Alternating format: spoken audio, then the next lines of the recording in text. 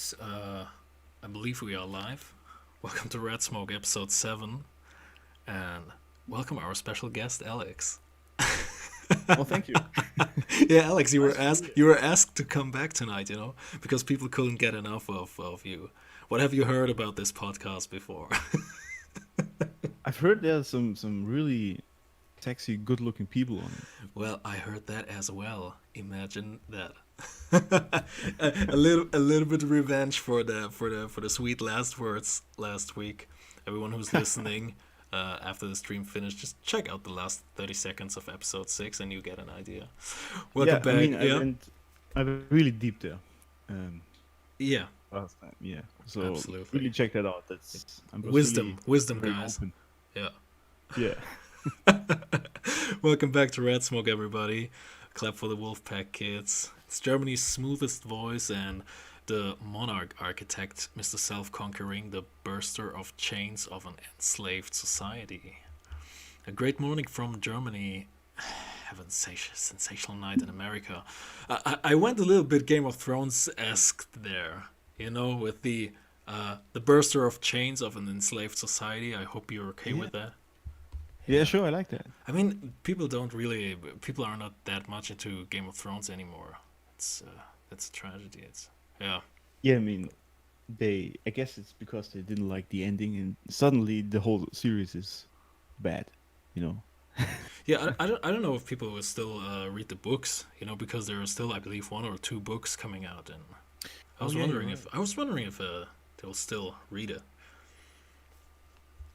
Yeah, I'm more Yeah, for. good question, but Mm, um, I don't know. I think most people actually didn't even read like one book and just mhm. watched the show because I mean it was so successful. And I personally think, like in most cases, if you have watched the movie or the show, then the book afterwards isn't that good anymore.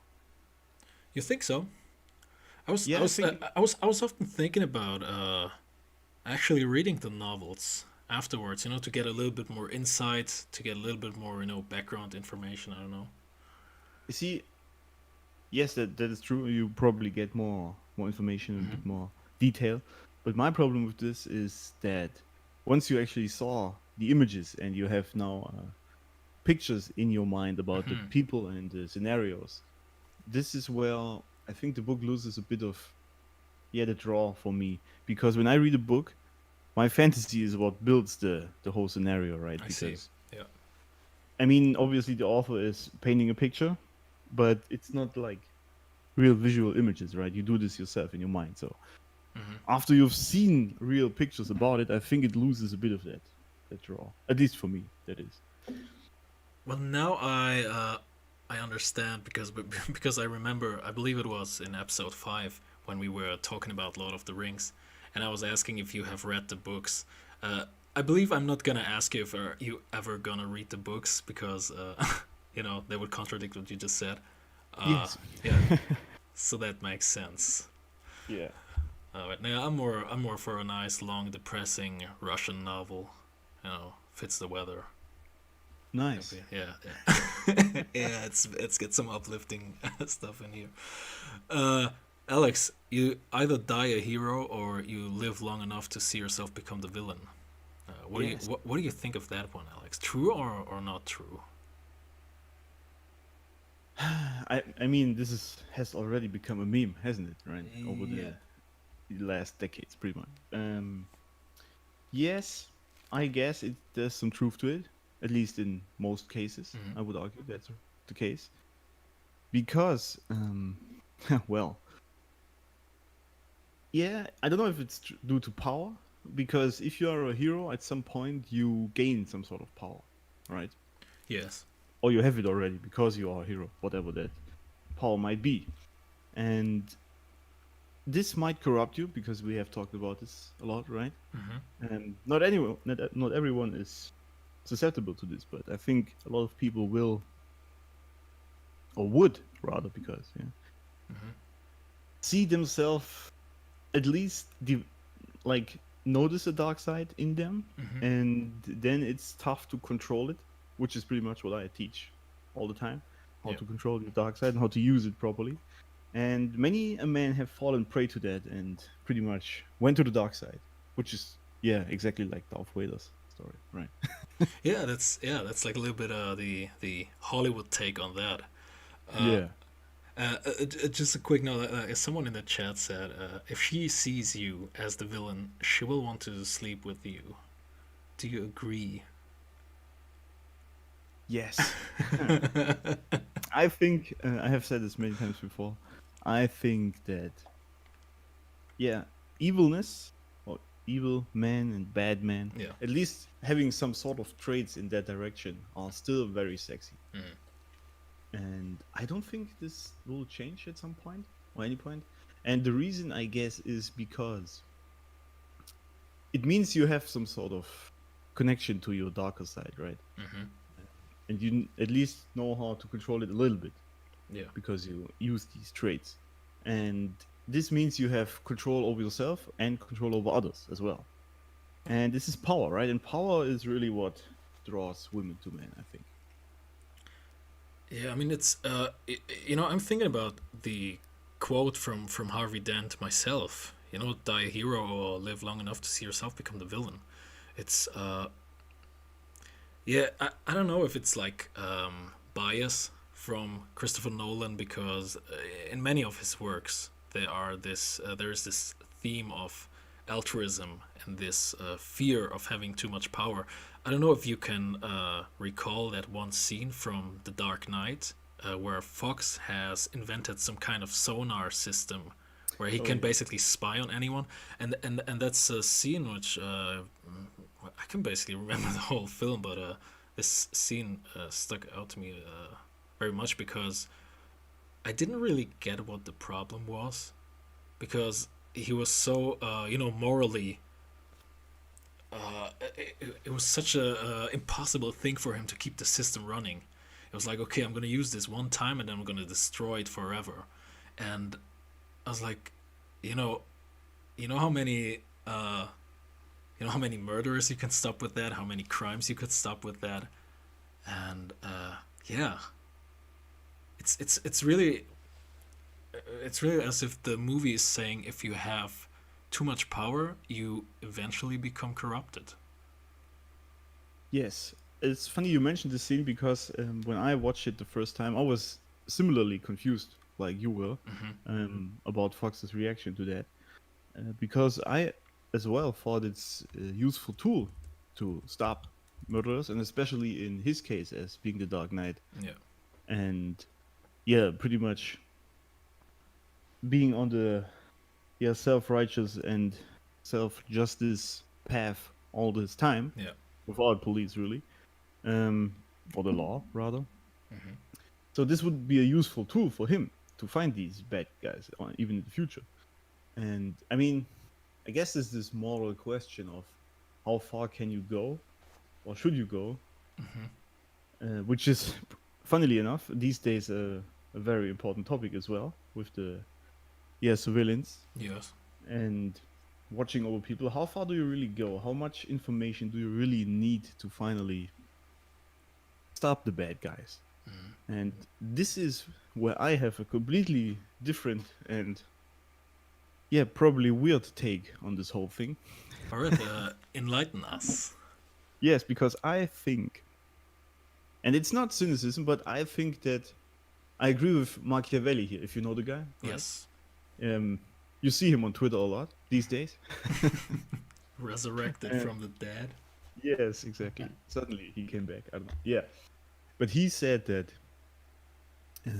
if you, I think the quote was, if you found a state, you need to be prepared to the that any man will display his vicious nature at Mm-hmm. some point. Mm-hmm. And this might sound like cynicism, but I actually agree because any person has something like dark or bad in them.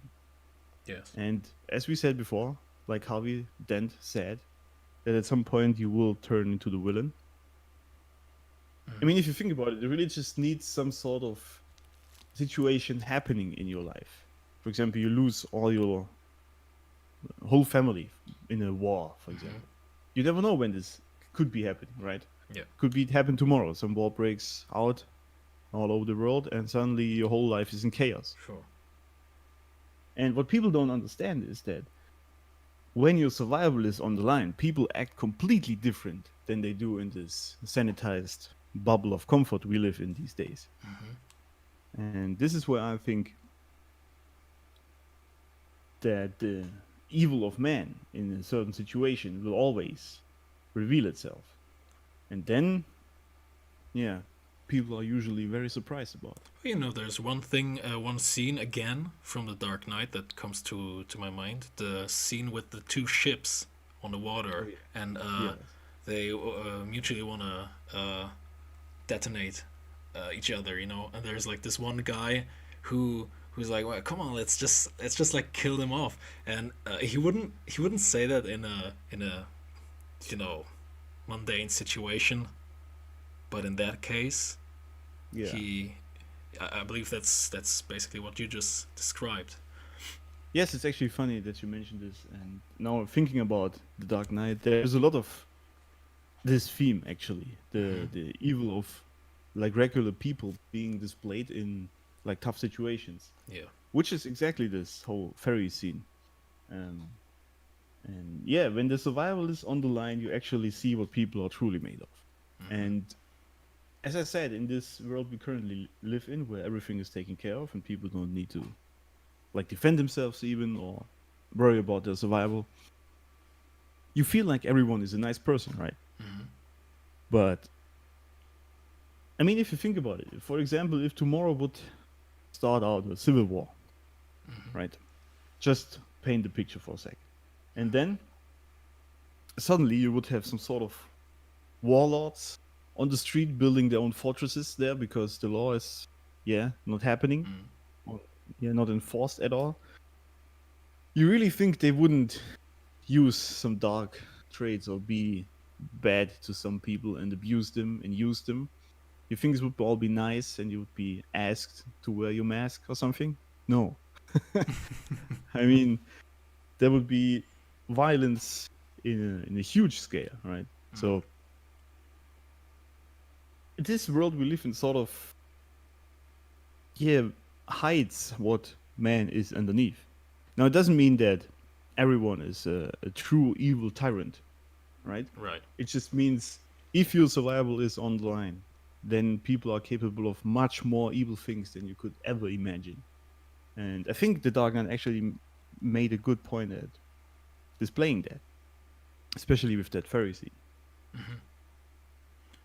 Yeah, you just said it with all the masks. I think a mask is a good is the right word to start this off, right? But I gotta say, before we dig deeper, um, if we have people who are listening to this, yes, there is this thumbnail, and it is controversial, and it's not a clickbait. I actually want to get deeper into this, but first of all, I mean, yeah, there are many quotes, values, and moral lessons in those story I wouldn't want to argue against. They're really. I said it. I said it the week before, I believe, when we were online with Poppy Knox. I really stand with these movies, and Hmm. if we're like going to critique anything tonight, or if we're like going to dissect the character of Bruce Wayne or any other character in these movies, uh, it's really like from maybe a psychological standpoint. But as for me, from a filmmaking standpoint, uh, the Dark Knight trilogy, I mean, many consider it the greatest trilogy of all time. I would rank it along with the Lord of the Rings, personally. I mean, from a filmmaking standpoint, there's not much to critique. Would you agree? Oh yes, absolutely. I do think, especially the Dark Knight, the second Mm-hmm. installment is, in my opinion, one of the best movies ever made. There is Yes. no question about that. Yes. And yeah, the whole trilogy is very good. People, funnily enough, don't like the third one, um, like not as much as the others for Yeah. some reason. I like all three of them, even though I have to admit the third one I didn't see that much. Mm-hmm. Um, but I think the Dark Knight I have seen, I don't know, 20 times, maybe more at this time. Well, that's weak. I've seen it more. Yeah, well, I mean, I think it's one of these movies which you can always put in if you're like thinking about if you're really just chilling, what you need, on the couch, Oh yeah. nothing really happening, just some movie in, and then The Dark Knight is always good because it's always a great movie to watch, I think. I mean, it And comes with a danger because you might yes, want to watch the first and the third movie as well. So, yeah. yeah, yeah, that is an issue. You're Mm. right. You know what's interesting? No, I mean, Yeah, yeah, sure, yeah. um, I think it's not just how the movies are made; it's also what they portray, right, and what they are. Because as we said before, it shows the dark side of people a little bit, and I think many people, yeah, actually many people, do understand what the Joker is actually about in the movie and what he does, his like intentions, and it's again one of these villains that are, yeah, they are bad guys, but you totally understand why they do it, right? I Yeah. think there's even this quote, um, when you're a child, you idolize Batman, and when you grow older, you understand the Joker. Mm-hmm. And it makes sense from many standpoints, many perspectives, really. Why? I mean, even I think even in growing up, I still understand why Bruce Wayne does it, and but I also understand what, yeah, the intentions are for the Joker, and so I think it's really just a great display of multiple facets of humanity. So Mm-hmm. it's really great movie, great movies. Rather. Well, I gotta say, I kind of disagree with you there because for me, the Joker doesn't make like sense at all, and it kind of makes up for his whole character, you know. Like this, there's this scene where Alfred is talking about when he was in Africa, and he was seeing a kid playing with a diamond, with a huge Oh diamond, and yeah, he was just like throwing it away, you know. And then he was explaining that for some people, uh, material things just doesn't mean anything, and yeah, you kind of get the Joker, but I kind of you kind of don't get the Joker, you know. It's crazy. It's such a good character. I I, think, yeah, it's actually a fantastic character. I think the Joker is just a metaphor for chaos, really. yes, And yes. I mean, I think he even said it himself. I think in the hospital with Harvey Dent, Mm-hmm. that chaos is honest. Mm-hmm. Um, or was it fate? I don't exactly remember. I When believe he it was was tossing chaos. the Yeah. coin, yeah, and that you cannot influence it in any form, and you cannot control it. Mm. You can just, yeah, pretty much get what it decides, what fate or chaos, whatever it decides, and this is what makes it honest because nobody can manipulate it. And I think what he's trying to search, really, the Joker, there is that balance of truly living in fate, really, and not being manipulated by anyone. Mm-hmm. And this is what I find very interesting about this character because, I mean, for example, when he's burning half of the guys, when Mm-hmm. he's burning all that money, he actually says it himself. And I was reminded about this recently with that whole Wall Street bets thing. Um, he said it's not about the money; it's about sending a message, right? Yeah. Yeah. When he burns all that money. And I was reminded about this when these Wall Street guys, even though they made 22 million or something with that hedge fund thingy, Mm-hmm. like in theory, but still, and they didn't sell because they wanted to really hurt these hedge fund managers. And I was thinking, yeah, it isn't about the money in this case, it's about sending a message Yeah. that other people have some power as well and that the ruling classes are abusing their power. Mm-hmm. And this is, I think, well, the Joker actually is, to some degree, is, funnily enough, the man of the people because he of the government and all of that. And this is where I think why people like him because he is that free living person who is not bound by rules. This has its own implications, obviously, Mm-hmm. and not everything is good there. But I think the freedom he has is what drives or draws people to him. Absolutely. Yeah. Uh, Actually, I've talked about in a previous short clip or video, you're doing the short clips on YouTube about the dark traits. It's any rules at all. Since all rules are like man-made or enforced or indoctrinated by society. I hope I did quote you correctly. Do you see the Joker as the embodiment of this? Yes, pretty much. Mm-hmm.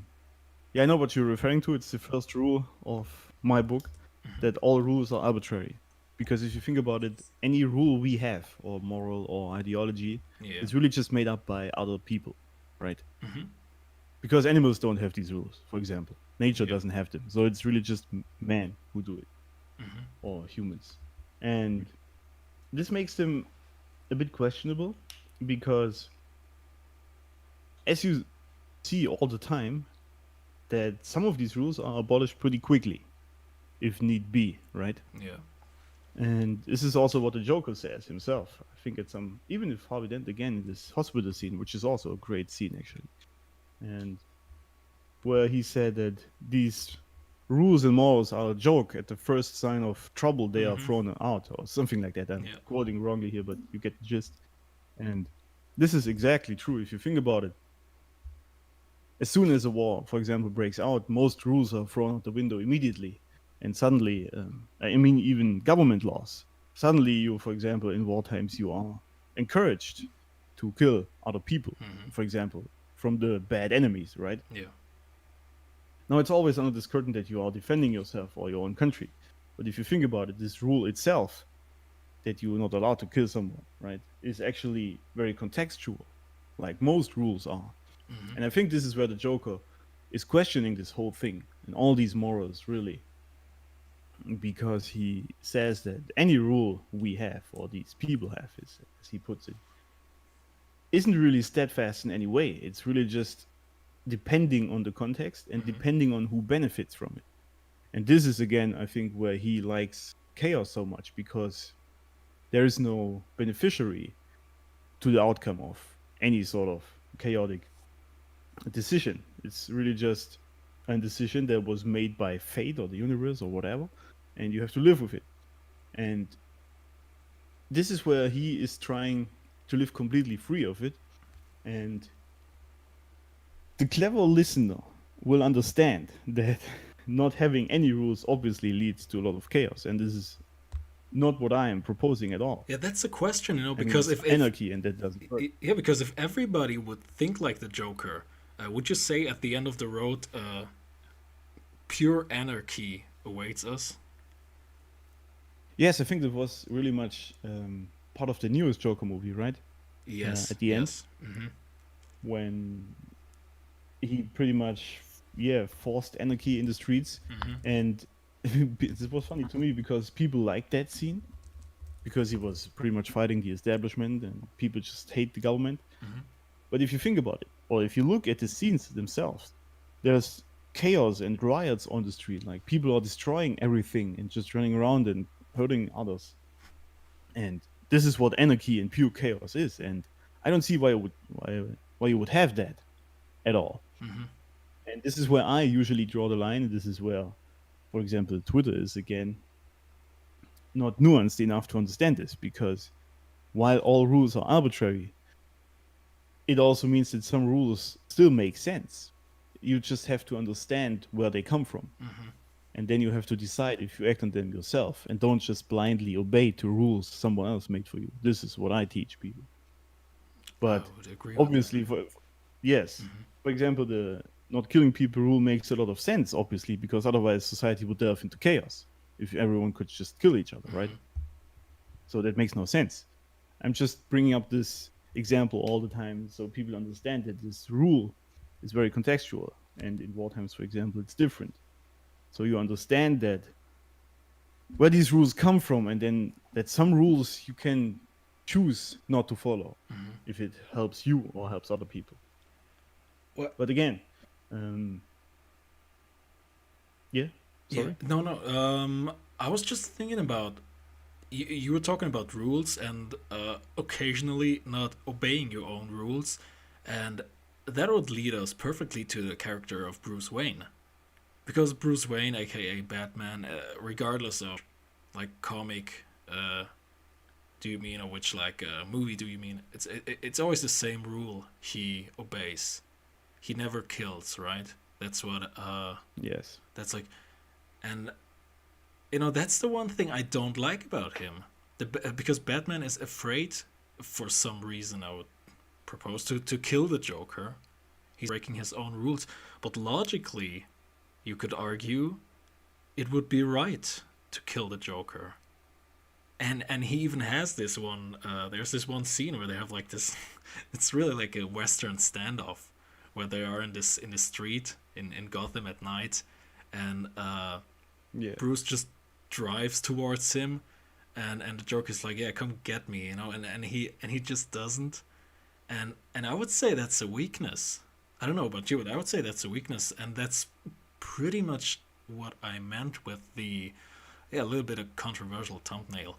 Uh, I believe he's afraid of living with the burden. I mean, yeah, it is obviously a burden to kill someone, to live with that, to live with the knowledge of, okay, I killed a human being. And I believe Batman is afraid to make his hands truly dirty. You know? What would you Yes. say? I think this. Yeah, definitely agree. I mean, it starts already in the first movie when he actually is kicked out of the League of Shadows because he doesn't want to kill that person as the final ritual of the League, right? Yeah. And this is what makes it. Yeah, I mean, that's pretty much what the first movie, I think, revolves around. At least that's the initial trigger to this whole thing.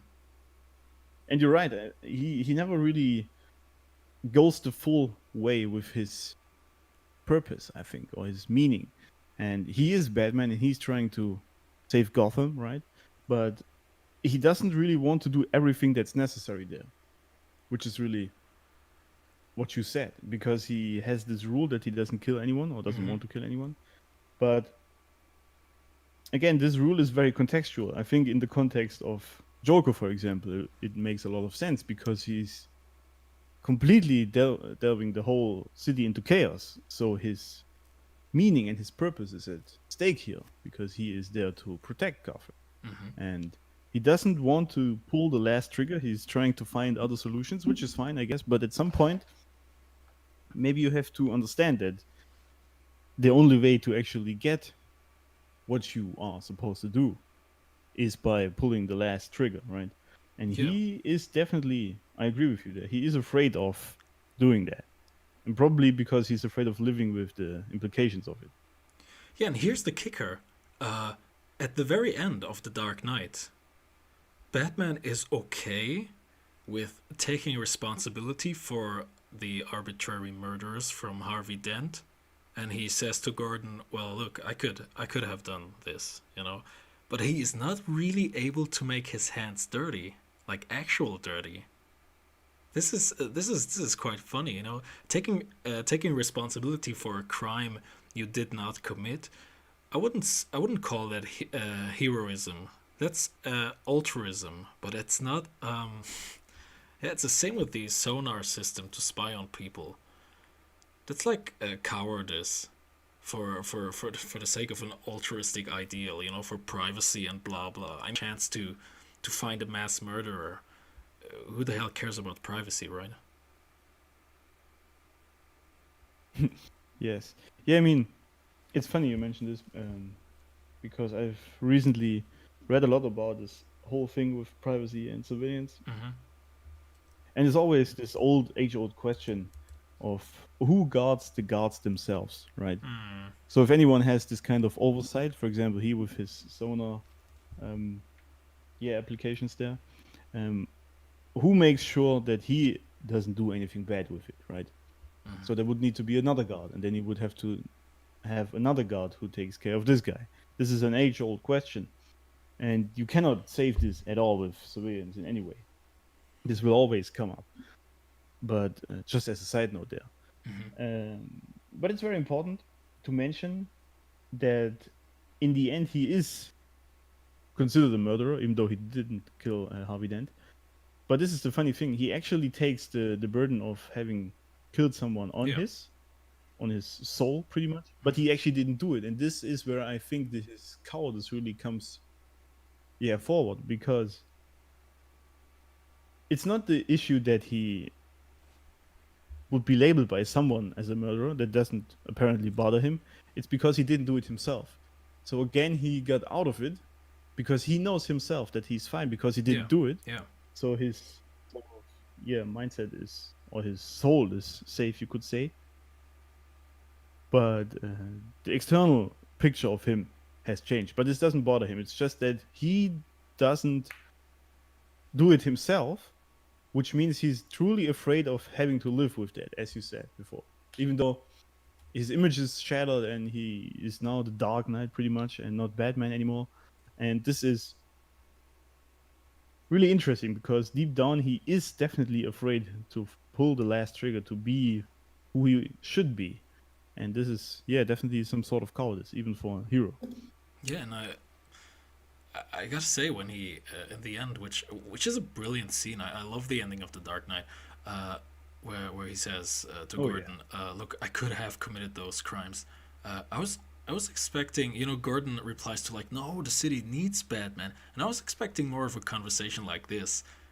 Batman like nonchalantly says, "Look, dude."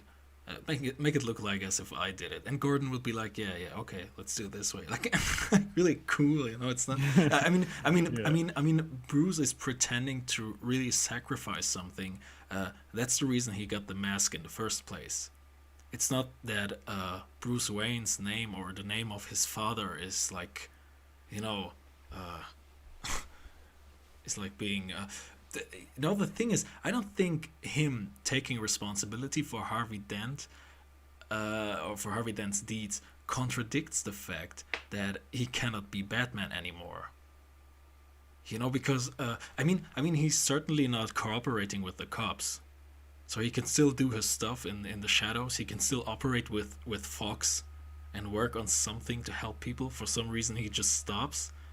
Isn't that the whole purpose of an alter ego? Because just like I said, and I think you would agree, the whole ending of The Dark Knight is perfect, and we are being Yeah, teased. We are being teased with an idea of Batman very close to perfection. I mean, subjectively speaking, of course, many people would disagree, but like having Bruce Wayne still being himself, but he crossed the line now.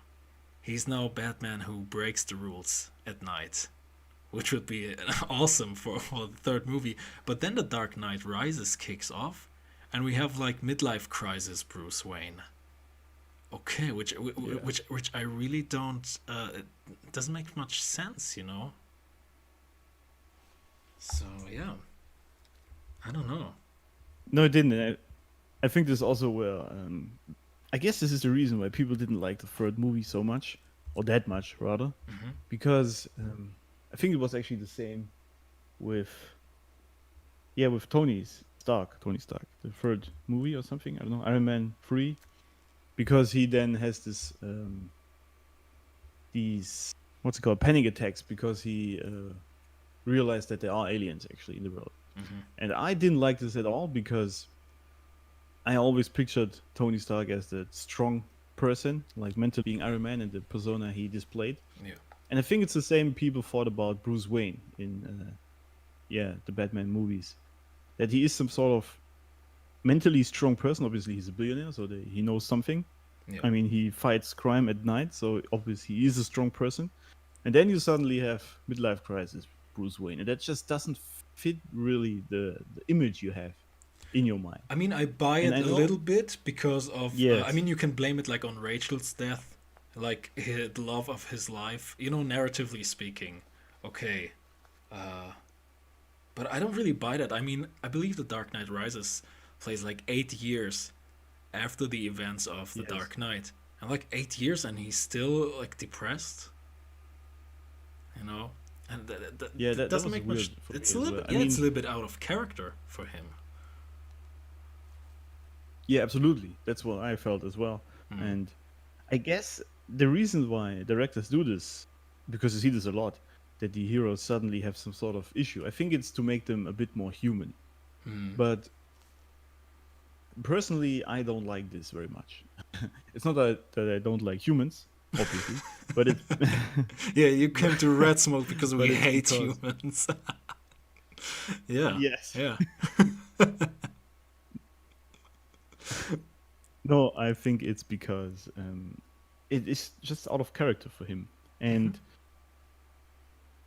if you make someone if you want to have some sort of human part to your hero character, then you need to, I think, introduce him that way, that he has some flaw from the beginning.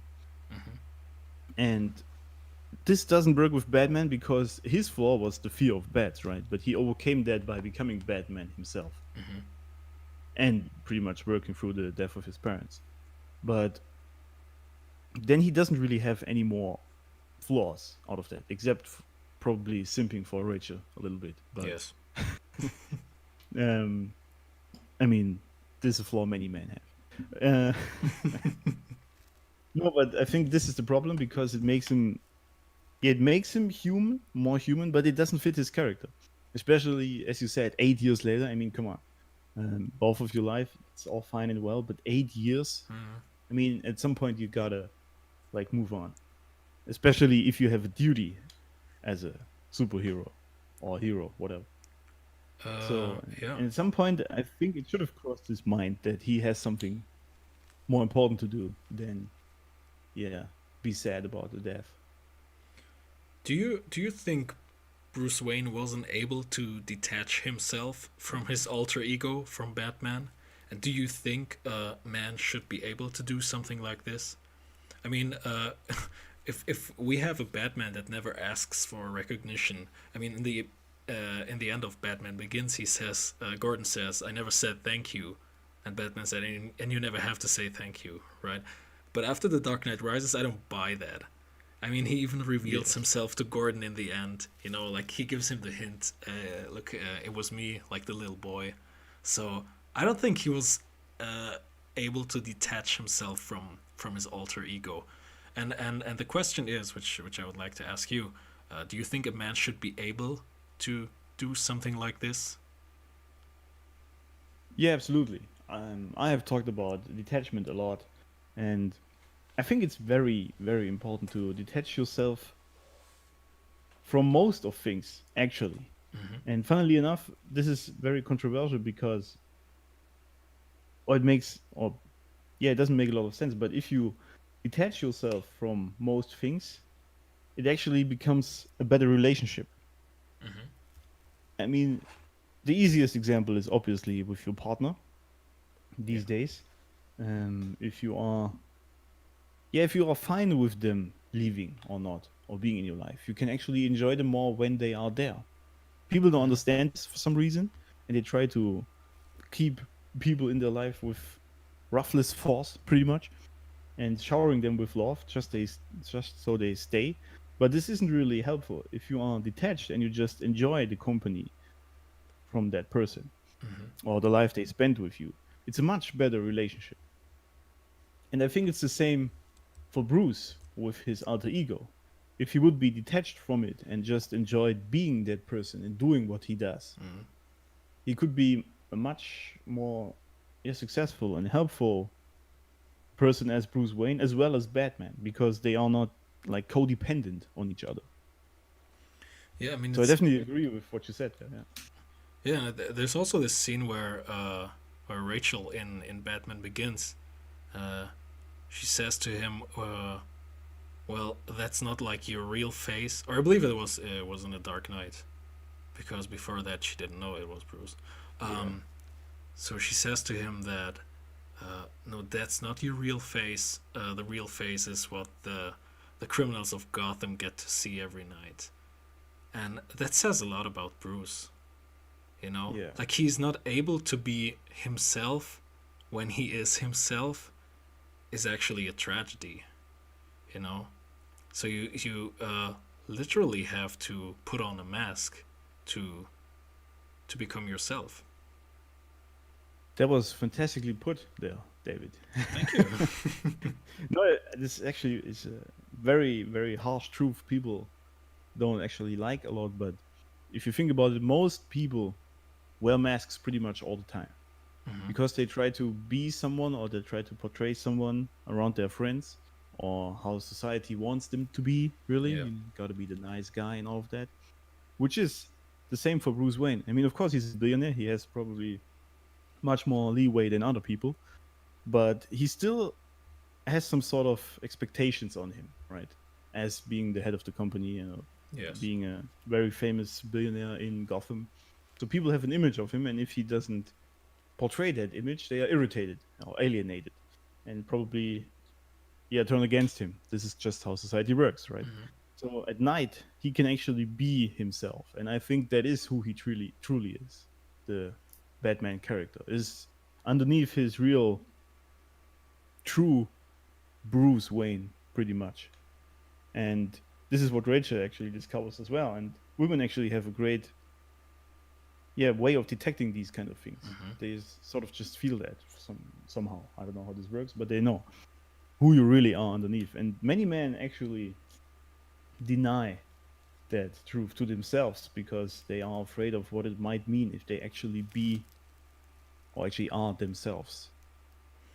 Yeah, because we have the scene in Batman Begins where before all of this starts, because before Bruce even becomes Batman, he there's this trial where the murder of his parents is like he's on trial, and Yes. you can see Bruce is preparing to kill him. He even has a gun, and just in the last seconds, some of Falcone's men comes first and kills him, and that it would be very interesting what would happen with Bruce if he did that.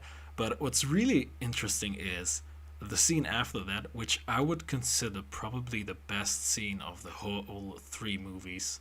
I love it when when Bruce Wayne goes to a bar, this kind of shady bar in the Narrows, and he meets the mafia boss Falcone. And I love Hmm. what Falcone says to him. He gives him like a reality check. And this was, I believe, the moment where Batman was born. When Falcone says to him, well, you think because mommy and daddy got shot, you know about the ugly side of life, but you don't. You have never tasted desperation. That's my favorite moment. That's my Yeah. favorite moment. He's a damn rich kid. He grew up in Wayne Manor. He never had that kind of fear. Uh, and I like that after that Wayne goes somewhere to, I don't know, Tibet or wherever the fuck, without any money, like trying to survive, trying to empathize with people who are actually who don't have anything. And then after a few years he comes back. He's like, okay, now I do understand. Yes. But yeah, I just like this reality check. And after that he takes the gun and throws it in the river, or he does it before that. I don't know. And that's his true self. I mean, yeah, he in the Dark Knight he's confronted with this, and he doesn't kill the Joker when he has to. But the problem is that's what Bruce is. That's his true personality. He wants to be the good guy. He wants to play by the rules. He doesn't want to kill people. And killing the murderer of his parents would actually contradict his core values. That's what I like Yes. about this scene with Falcone. He just gives him such a reality check. Yeah, obviously, I like this as well because I have given people reality checks for a while now, Oh and yes. and yeah, it's truly. This is also what I like about the Dark Knight itself because it shows, and especially when he actually should be killing the Joker, but then doesn't do it, Hmm. and because this whole thing is he has these core values that he wants to be the good guy, right? Yeah. But he's constantly thrown into reality, which is pretty much Gotham or Joker or Bane, whoever he's facing, right? Yes. Or even Ra's al Ghul. And he always, getting these reality checks pretty much when reality shows him the brutal nature of reality, really, and how people truly are and can be. Mm. Like, obviously, not everyone is the Joker and shouldn't be, but some people just are truly evil, right? Yes. And society as well doesn't really care about you as long as you don't provide for them. I think this is what he notices as well at some point in the movie. I can't quite recall the scene, but the point here is he needs to overcome this good guy thing. At least that is what he should be doing. Yeah. Understanding that the world sometimes can be very dark and people can be very evil and dark, and that you have to face that and live with that and actually take action or correct reaction to that. And this is what he's constantly fighting. He's, as you say, always trying to be the good guy, but then he's constantly getting these reality checks that the world just doesn't work that way. Sometimes verbally, directly from Falcone, or through actions from what's happening in the world, but still, he's always fighting that constantly. Yeah, and it is And I established. think Yeah. actually, Yeah, you talk first. I think, I think many men have this issue these days. You know, not everyone is obviously raised in Wayne Manor, but still, most men these days are. We have talked about this because there are almost no masculine figures when you grow up. Yes. You are raised in this empathetic feminine environment, right? Yes. So you think being a good boy is a good way. But then you actually date women, or you are thrown into college and probably get beaten up by someone, some bully or something. Then you realize, and you have this reality check, that the world works very different than how you were raised in your comfort bubble. And this is where many men, either they understand it and change their personality a bit and use this newfound knowledge for the benefit, or they constantly try to be the nice guy and change society by being good, and actually they are very miserable with that in most cases, which is then when they at some point find me, for example, and get another reality check. Yeah, stay away from this guy, from that self-conquering guy. If you don't want to get a reality check, absolutely stay away from him. You know, Yeah, if you want to keep feeling nice and fine, then stay away from me. absolutely. All right, let's get out of the comfort bubble.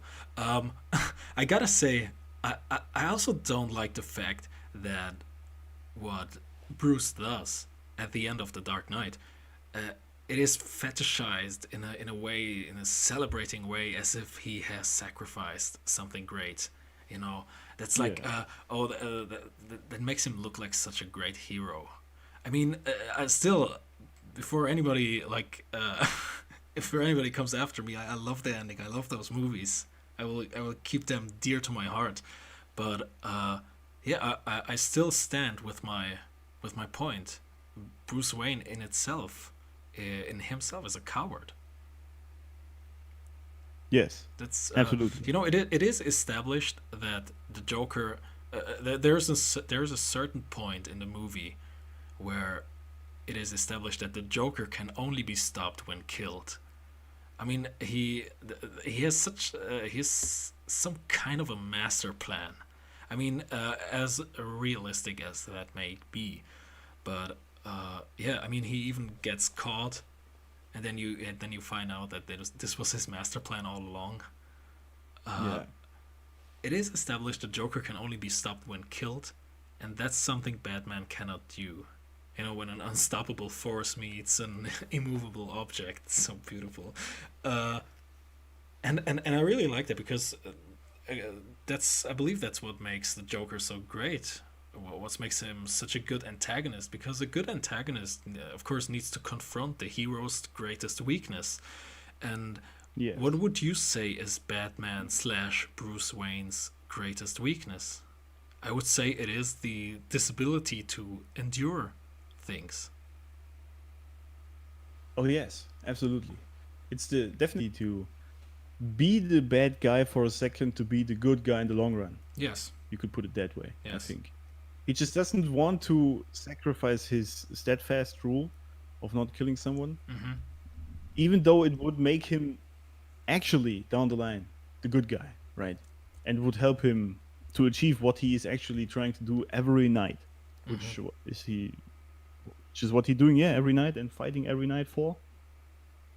But this one last thing, he just cannot overcome himself to do it. Yeah. even though it's absolutely clear he should be doing it, as you mentioned, completely correct. And this is his biggest weakness, and the Joker knows it. Mm-hmm. I think he even says it that he has these rules, and this is what makes him weak. I think something along those lines he says to him, and which is again where chaos comes in, right? Because there are no rules, and this is what makes it so powerful Mm-hmm. and dangerous as well, obviously. But this is what makes Bruce Wayne or Batman so weak because he has this one rule he just cannot let go, and this is his weak spot where everyone can attack him, and the Joker actually does it. Yeah, I will agree. I mean, this might sound extremely controversial now, and many people might will disagree with that. But I would say it takes a certain kind of strength to kill someone, even if it's a mass murderer, even if it's a psycho like the Joker, to kill someone and to live with it. And that would actually be that would actually make him a kind of hero, uh, where people wouldn't say, "Oh yeah, well done." I mean, of course, you would have saved the city, so to speak, but no one would come after you and say, "Oh yeah, well done, thank you," or something like that. But I believe that's the idea of biblically speaking, bearing the cross. A hero can endure this. That's I believe what makes a good hero. And Exactly. yeah, This is this is exactly the point because this is what the people when they follow you or follow a hero really want, that he does the dirty work pretty much for you, mm-hmm. which is pretty much carrying the cross, right? And in his case, it would be killing the Joker, so the people are actually free again and from the tyranny of the Joker. And this is what they want from him, that he does the dirty work, and that would make him the hero, even though it would make him also a murderer, obviously, Mm-hmm. because even it doesn't really matter what reason you have to kill someone, you will end up being a murderer because you killed a human, right? But in some cases, as we mentioned in the beginning, some in some cases rules are very contextual, right? And in this case, it would be fine or even encouraged by Yeah, most people to do it. And him not doing it is really failing at his complete hero job, pretty much. mm-hmm. Because I mean, if you think back, the heroes from the past, pretty much, were like warlords or generals who managed to defend the city, right, from Mm-hmm. enemies. But they killed a lot of people, and nobody really cared about that. It's just that they defended them and secured their survival Yeah, from external forces. This would be the same that Bruce Wayne or Batman would have to do there: mm-hmm. defend his people by killing someone else. And he doesn't do it, so he fails at defending his people, which is his basic idea of his alter ego, really. And this is why it falls short there in the end. And then finally, when he actually takes upon the killing of someone, even though he didn't do it, Mm-hmm. he actually becomes. I mean, he loses his image, but he still becomes the person they wanted to see. Yeah, He becomes the Dark Knight that defends them, even though he actually killed someone, mm. even though he actually said he never does it. But he now is the person who saved them, and this is what they wanted. It's actually I was just remembering something, uh, because in the beginning of the stream you said something along the lines of, uh, when you're put under pressure or when something unusual happens, for example, something like COVID, then Yeah. people start to neglect the rules, so to speak, those man-made rules. So if you Yes. put enough pressure on someone, you see who he truly is. And there's actually a pretty nice scene which reveals that.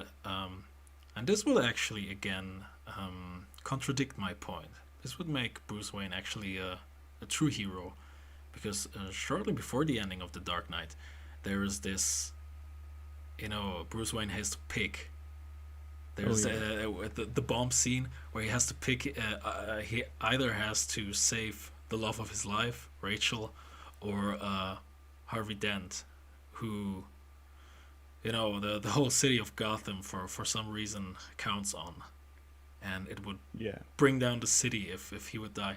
and that's a very like hero-esque choice, and it's very interesting. You never see the internal conflict of Bruce Wayne. You never see him. Okay, what should I do right now? He doesn't even think about it, and that's actually a pretty like hero-esque thing, I would say. I mean, he sacrifices his own, well, the person he loves the most for for the greater good. Yes. Actually, it was funny because when I first watched this, I thought he would choose differently Because because he of the says so. Yeah, yeah. yes, The not the, only the does he say audience so, is yeah. yeah, it's been also the simping before all that, right? He's Yes, been yes. constantly on Rachel's ass, pretty much.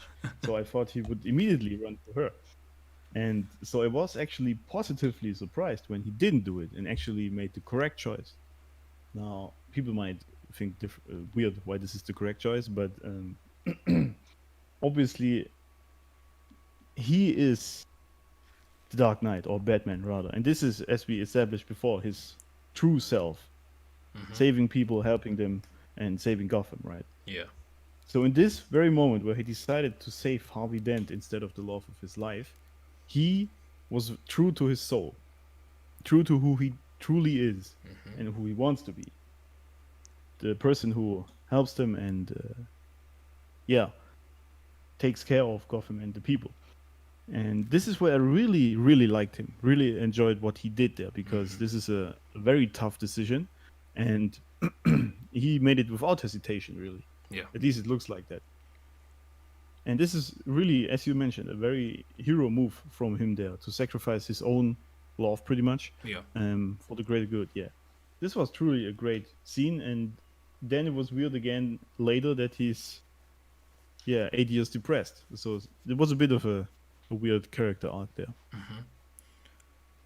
You know what I was thinking about?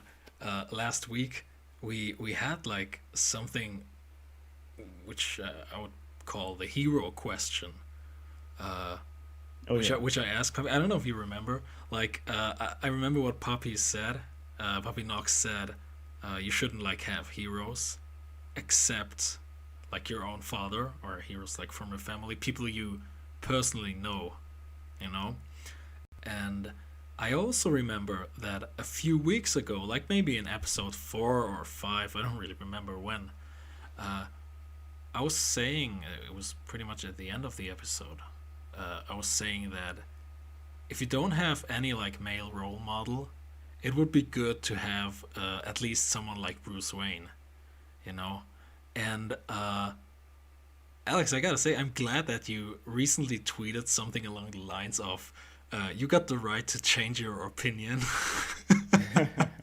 It's yeah because I remember what I said a couple of weeks ago before on this podcast that yeah, but I gotta say Yeah, it's but this is again because people just, you know, I always said it's better to change your opinion than not have one. And this is very important because I think you got to stand for something, right? hmm Something that builds your character or something you believe in. But it doesn't mean this is a steadfast rule all your life because you get experience, right? And things happen, and then you might change your opinion because you now have new information and think, all right, maybe I was on the wrong path there, and I really hmm need to rethink this whole thing I do for myself. And the wise thing, obviously, would then to change your opinion. hmm But then people are afraid what other people think of them, that they suddenly mean differently oh and yeah. have a different opinion. And this is again external validation, which is a huge issue for most people. Because who cares what other people think of you, right? Yeah. I mean, we have some sort of opinion on this Red Smoke podcast, right? And if we delve away from it at least a little bit, people would be like, "What the hell are you talking about, man?" Because people, they have expectations of you, right? Yeah. I see this a lot on Twitter. When I post something that doesn't, follow my narrative, I usually have, hmm then people are like, "What are you talking about, man?" And I was just, you see, I have multiple opinions on things, and it doesn't mean I just only talk about this, but apparently it's what people want.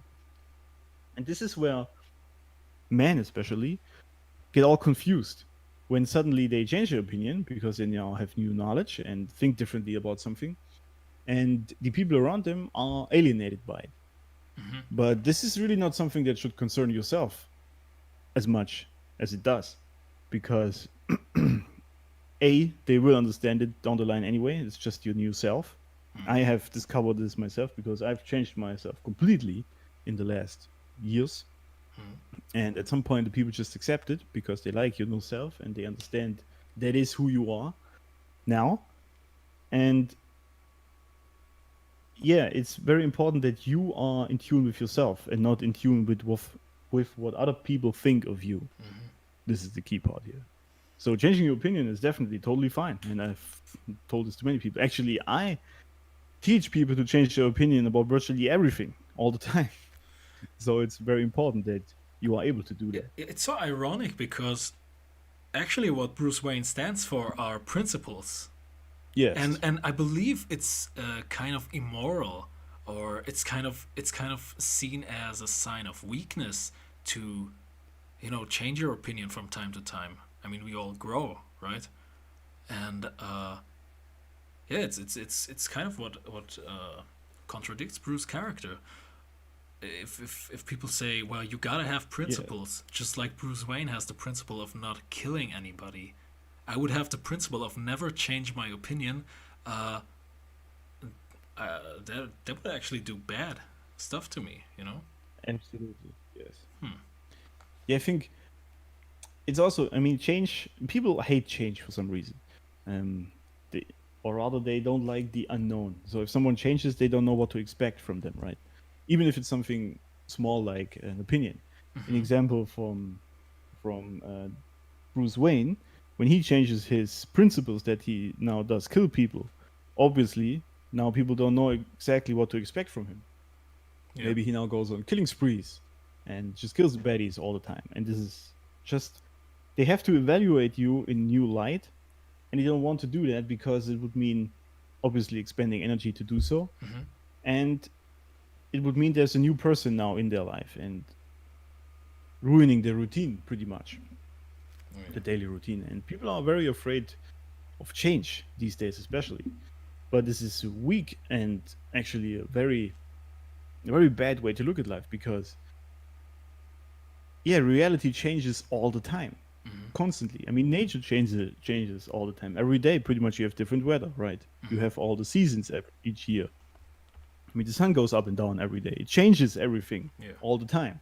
Change is very natural, and that you and people try with principles and morals and ideologies to put you in a steadfast box so you stay in there and nothing about you changes so they know what to expect. But this Mm. is really just, in my opinion, a childish view of the world because um, yeah, people change. It just happens because they get new information, especially these days when actually information is very easily accessible. Hmm. And you just, for example, you read a book and it completely changes your thought process about a certain topic.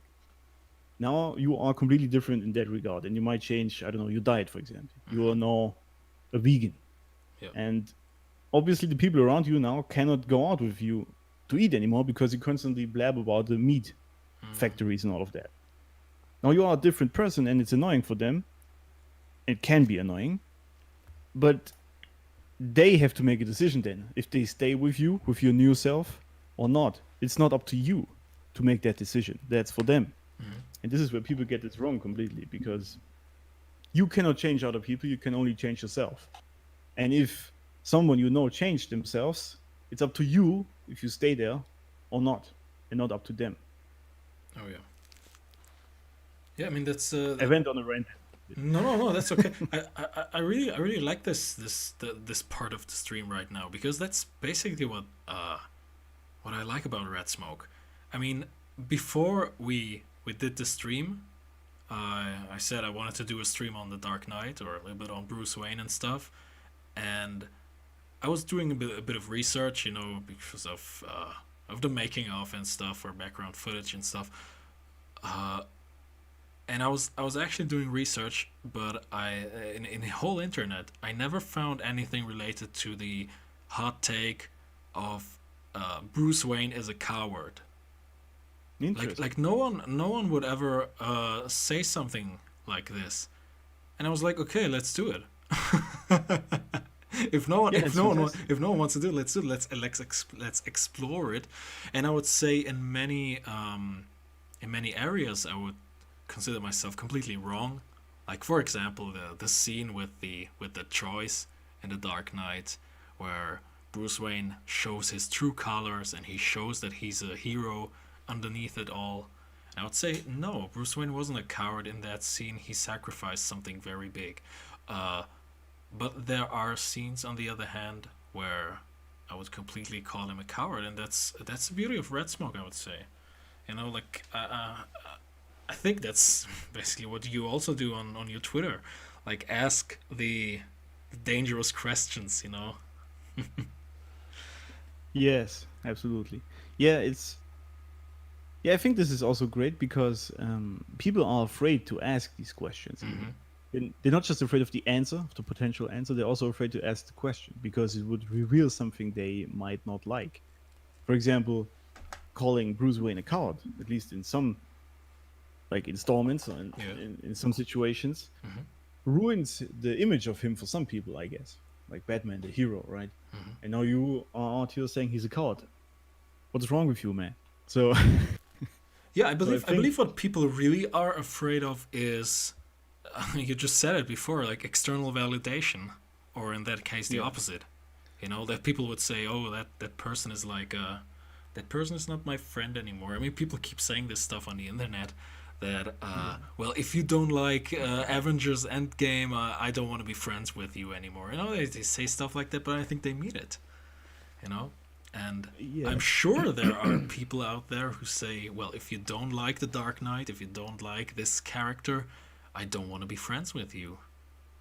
You know, yeah. I mean, that's that's just very childish sure, behavior. sure, I but mean, it's actually funny because this happens a lot these days. mm-hmm, People are very tribal about their movies, which is weird to me because I mean, not only did they not make it, so it's not their own product. yeah, It's also just, yeah, it's just a movie. I mean, you see, I like movies, for example, that you don't like. You have movies I don't like. sure, What's wrong with that? It yeah, happens, right? It's just taste. And but people get so tribal about this, and then they really say things like, "I'm not your friend anymore because you don't like The Dark Knight," for example. yeah, And this really just shows the mental age of many men these days, in my opinion.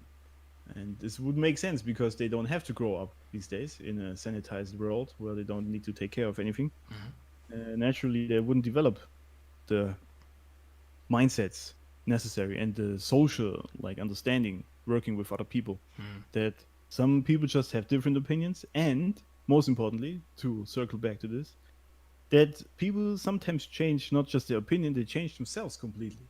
This can happen. And then it is up to you if you are fine with that, if you can live with that, if the new person maybe is even better for you, or you mm-hmm. like them even more, if you overcome your own like image of that person, or if you need to go. But this is a decision you have to make and not someone else. And this is where people get this wrong all the time. I mean, this whole society is built on trying to change others. This is what they do all the time. And I have never understood this at all because it doesn't work. You cannot make the world safe. You can only make yourself stronger. That's how it works. Well, that's something to tweet, guys. Yeah. Go ahead and steal that one. Yeah, you still is. It's fine. So Alex, what would be your take? Still have like external heroes like Bruce Wayne? Is it better than nothing? Oh yes, better than nothing for sure. Mm-hmm. I personally think, I think your own heroes should be the best version of yourself Yes. you can imagine, pretty much. This is what I like to do. Mhm. We actually learned this from Tate, didn't we? Right. Yes. Yeah, but it's a great mental model to have an image of yourself that has achieved anything you want and is always ahead of you, Mm-hmm. and you're always competing with that person. Because if you have another person, especially someone you don't know, or even if you know them as your hero, at some point you might discover things about them you don't like. For example, in Bruce Wayne, you might discover that he is, in some situations, a coward, or has been. And this might shatter your image of him to some degree. And then you suddenly are alienated from it. And he's not that kind of hero anymore to you. And so maybe we ruined the hero Batman for some people these days, today. I'm sorry, not sorry. But the important part is when you have someone else as your hero, especially, I mean, we talked about the celebrities these days. This is a fallacy because they are just humans, right? They have flaws themselves, and either you are completely prepared to discover these flaws, and it's totally fine with you, which I think in most cases doesn't happen. Most people are not prepared to discover them. This is why this always makes huge rounds in the media if some celebrity does something completely human and people go crazy about it, and I'm like, yeah, what did you expect? I mean, it's a person, right? Yeah. And this is the fallacy, I think, because this is why you should have your own imaginary version of yourself as a hero, because this person doesn't have these flaws and you always can look up to him, and this will help you strive towards that. But again, it's better to have some than no one. You definitely need some sort of idol to strive for. Yeah, I would still stand with it. I mean, not for people in my age or our age, so to say, but I would say for guys who for boys who are between the age of 10 and 16 maybe. Oh, yeah. I believe that is a very, very good example. And if you don't have any idol or any person you could call a hero in your own life, I believe that is someone to look up to, definitely. And I would still stand with that. Yeah, but not for someone who is our age. Yeah, you're right. Yeah, I didn't think about that, but obviously, as a kid, you don't have your sort of own hero person imagined like yourself. It's you need someone. It's either your dad, or if you don't have some sort of masculine figure in your real life, yeah, then it's definitely some sort of movie hero. Yes. I agree there. Yeah, absolutely. But at some point, that obviously needs to change if you want to grow, which is exactly where men these days fail to change themselves into an adult who has his best self as his hero and not some comic book hero. So speaking of the best self, it might be just a change of topic now, really random. But in the beginning, you said that you have also seen the new Joker movie. You know, in the beginning we were talking about the Joker. Quite randomly now, which Joker do you prefer? The Chris Nolan Joker, Heath Ledger, or the Joaquin Phoenix one? I hate the new one. Yes, very good, Alex, because you were very close to lose my you were very close to lose my friendship. You know, because if you liked the movie, we wouldn't be friends anymore. Damn. Oh yeah. Yeah. I mean, I'm lucky then, I guess. I don't want to fall into a rant, but let's quickly break it down. There's so much wrong with this movie. Yes. Yeah, many things.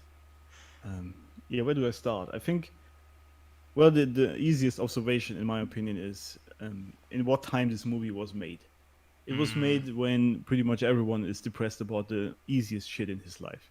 Yeah. And you can tell by this movie why this was so successful, because it's really just...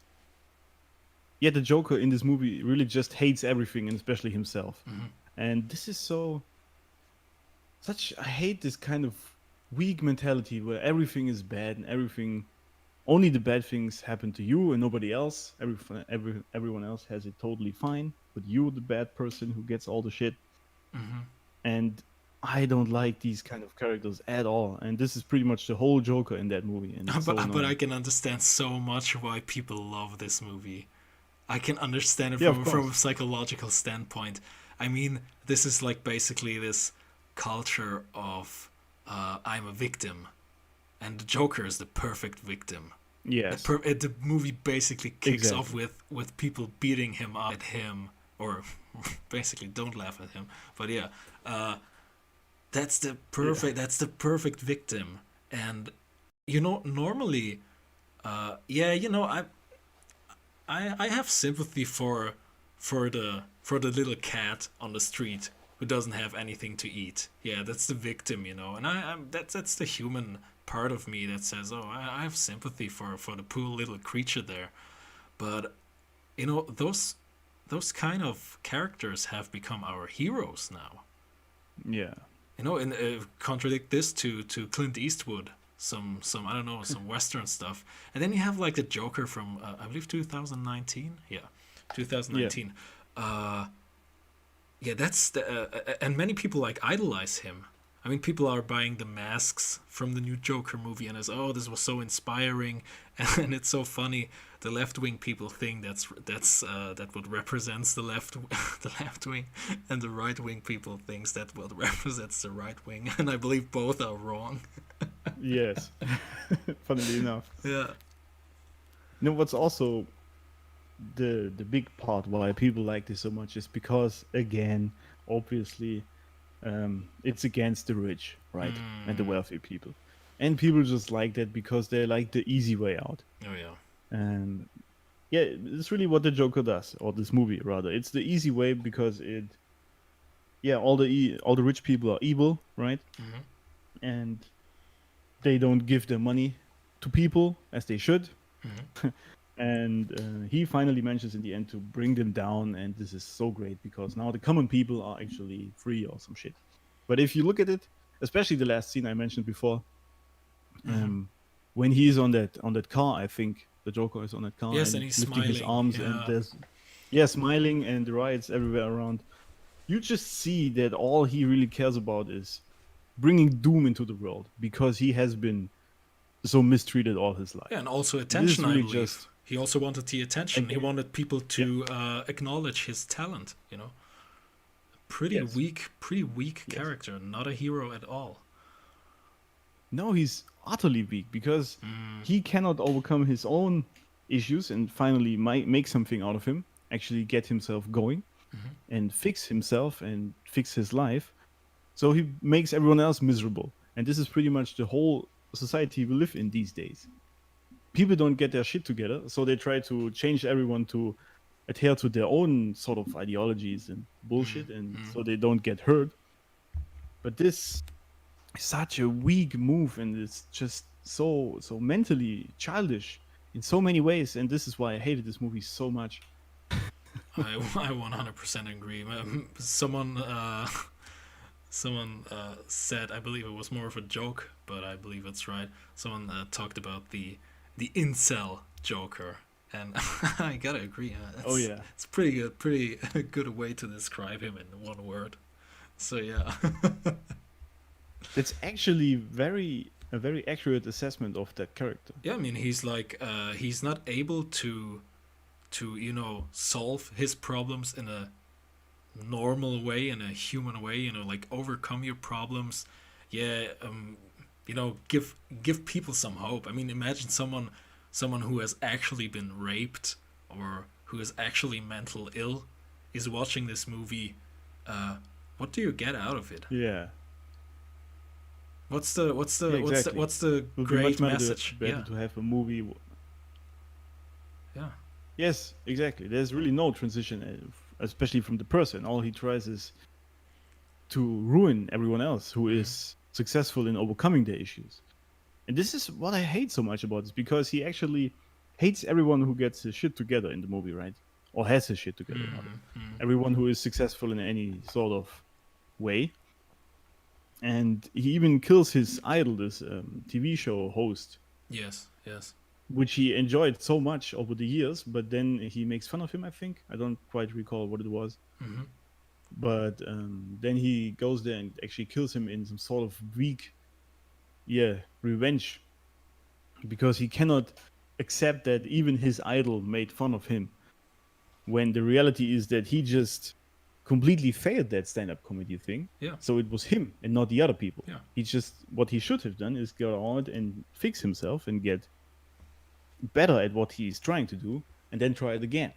And then he would be successful like everyone else. But instead, he drove them all into chaos and into, yeah, misery.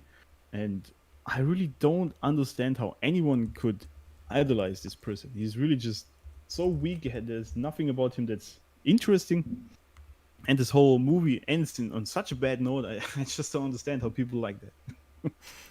I mean, you know what's really funny? Uh, you know the scene you were just referring to where the Joker sits in this TV studio next to, I don't know what's his name, Robert De Niro's character, whatever. Murray is it? Yeah. And he says, "How about another joke, Murray?" Oh yes. Uh, well, just go on YouTube. The scene is on YouTube, and then check the comments. People are rooting for him. Yeah, Really. there's yeah. I just took the time while you were talking, because I was recently rewatching that scene, and I open up the video and I'm scrolling through the comments, and there's, for example, someone saying, "Well, nothing's scarier than someone who has nothing to lose." And what kind of message is that? Well, I mean, he's right, but funnily enough, this keyboard warrior typing that definitely doesn't want to live in a society where this is the regular, because he would be dead in a second. Mm-hmm. It's funny to me. It's always these kind of people who talk like that, Yeah.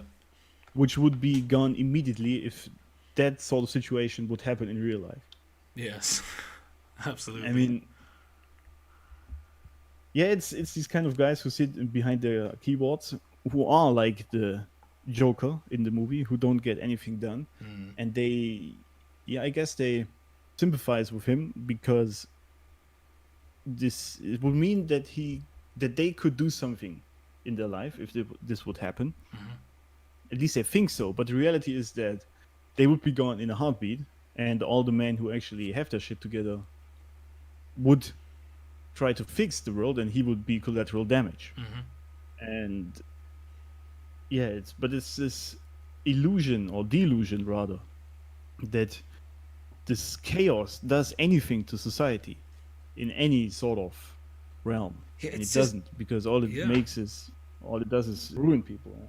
It's this weird false sense of a community, of a common feeling. There's another comment. I'm gonna read it out. Uh, or it's, I believe it's a quote from the Joker in this movie where he says, "Everybody is awful these days. It's enough to make anyone go crazy." You know, and I'm not saying how many upvotes this comment has, but it's this weird way of uh, you know, being able to say something that other people can say as well. You know what I mean? I'm not sure if I'm talking in a in an understandable way, but that's so yeah. Oh, you have a shitty life. Well, I have a shitty life as well. That's so awesome, and everybody's crazy these days. Yeah, and of No, I course, know what you mean. yeah, yeah. It's so it's. I don't like this approach at all. Hmm. Yeah, I mean it's again the easy way out, right? Mm-hmm. They know quite well, even though they deny it, but they know quite well what they could be doing or should be doing rather to get their life in order. Mm-hmm. Um, there are even voices out there, like me, for example, or Jordan Peterson is another great name Mm-hmm. that tries to fix these men and show them a way on how they could fix their life, right? But then you get these movies, and this is again where we come back to how important art truly is in a society. You get this kind of movie, which is watched by virtually everyone all over the world, Yes. and even if you, like in our case, don't agree with this whole thing and you think it's a stupid movie, I still got out of that movie and my mood was shit Mm-hmm. because it influences your Yes, yes, subconscious, at least to absolutely, some degree, right? absolutely. Yeah. I felt so depressed And after it. yes, Yeah. yes, exactly, and that's what I don't understand, why people can fetishize such a movie when you come out depressed after it. Mm-hmm. But then it struck me, it's because that is their default state, right? And this is how they feel about their life all the time. And if that's the case, then obviously you like such a movie as opposed to a funny Marvel movie, right? Mm-hmm. Where the heroes Mm-hmm. are funny and all of that. Yeah. And so they finally got their anti hero, which is a depressed loser, which is really what the Joker is in that movie. Mm-hmm. And this is exactly what they are. So they are now the person who is the feel good, but it's a fallacy because it doesn't help your life in any case. It's also a real tragedy. I was also thinking about the image of and I believe you can call the Joker a psychopath, a straight up psychopath. Uh, but I don't Oh agree yeah. with the term when it comes to that movie, and I believe you are the expert on that one. I mean, you obviously are very familiar with the dark traits. Would you consider the Joker in the Joker 2019, the Arthur Fleck Joker? Would you consider him an actual psychopath? That's a good question. I actually don't think so because Mm-hmm. he doesn't really, well, I guess if you take it by the complete like basic notion of what a psychopath is, then yes, because it really just means that you don't adhere to rules at all, or they don't mean something to you. But the real psychopath, like the Joker from The Dark Knight, he still has some rules he follows, or wants to establish. Let's put it that way. It's just that some rules he thinks are not really useful, and therefore they need to go. But the Yeah. Joker in 2019, he has these. Yeah, he's a psychopath for other people in the sense that he wants other people to not have rules at all. Yes. But this, yeah, is not really a psychopathic trait for himself. It just is, yeah, I think some childish hurt ego.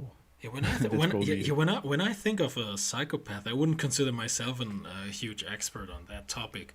But when I think of a psychopath, I see someone who is able to control himself, who's able to control his emotions, and that's something Yes, Arthur Fleck, Joker, wasn't able to do. He was like I would call him, quite frankly, a whiny bitch. You know? absolutely. Yeah. Yeah, I mean it's either a whiny bitch or like just a child throwing a tantrum all the Yeah. time. Yeah. Um, you actually said this quite well. Yeah, control is a key part here in the difference between the two Jokers. Mm-hmm. And the new one, 2019 one, definitely has a complete lack of control over his emotions, what makes him pretty much a small boy Mm-hmm. because they are the same. And what he would really need is a strong parental hand, or he should have had it in the beginning. I don't even know if he's really that mentally like handicapped or has some real issues there, except for his this randomly. Other than that, he seems pretty much like healthy, except for this completely childish and hurt ego, which makes him do these stupid things, which just get worse over time, obviously, Mm-hmm. if he's constantly put down and doesn't do anything about it. And yeah, you are completely right. A real psychopath in that regard has control over the emotions because he actually decides himself not to choose to follow some rules. Yeah. That is a conscious decision, which needs control. You put it quite well. And the new Joker definitely lacks this completely. He's like just an emotional ball of what he's currently feeling, and then he acts on it. And this obviously is not a healthy way to live. He's basically Twitter in a character. Oh No, yes. I gotta say, I'm so tired of like seeing you know victimized characters. So especially when it comes like to mental illness. I mean, everyone today nowadays has depression and stuff, and I'm tired of seeing characters in real life, of course, as well as in movies, who are the victim of the story. I want to see someone who has like the weirdest depression ever, who is like unable to feel any happiness, but still he gets up in the morning, he beats himself up. He's like, I'm gonna survive one more day. That's what's inspiring. But yeah, Yes. wrong universe for that. I I believe. Well, there are many things. Well, first of all, I recently actually posted that depression is a good thing, Mm-hmm. and obviously people thought this to be very weird. But I think, I mean, you have to look at what depression really is, where it comes from. Why do humans even have it at all? Mm-hmm. If you look at an evolutionary standpoint, it wouldn't make sense to just um, dive into this sort of emotional void where you can't do anything Mm-hmm. because it would get you killed immediately in nature, right? Yeah. So there has to be a reason for that. And I think the reason why humans have that is to tell you that your life is shit and you have to do something about it. Hmm. It's really just your soul screaming at you that something is wrong and you don't like what you're doing, what you're living, the people around you, whatever it is. This is exactly what I mentioned in that post. And I said, the depression is really just a motivator. And it's a fantastic one at that because there's a huge power and emotion in that to get you going, right? So you really just need to discern between being consumed by it and actually using it as a fuel to get you out of your rut, right? And this is what people, and I've seen it many times that people actually get themselves going after they discover that they are depressed about their life. They found the root for the depression, what the reason really is, and then they went out and fixed it. Sometimes it might just mean that your diet is so shit and it completely ruins your energy, and that's all the issue. Sometimes it's something about your life itself. It doesn't really matter. But the point is that, I mean, I think this also works for the Alpha Flag character, that something in his life is just shit. In his case, it's most of his life, really. And he would need to go out and fix it, do something about it. It might just mean leaving the country or, I don't know, doing something completely different. Just work a office job where you are not trying to be funny because you are not funny. Whatever it is, just do something else and see if it improves your life. But again, this society doesn't like it because putting yourself in the victim position is always easier than Yeah. fixing yourself. And this is why we get these movies all the time. And I gotta agree, man, I'm so tired of it. Shit, it's so annoying. Yeah, I mean, people are weird when it comes to this topic of depression. I mean, I'm I don't know. I didn't read the replies. I can recall which tweet you mean, which you posted a few days ago.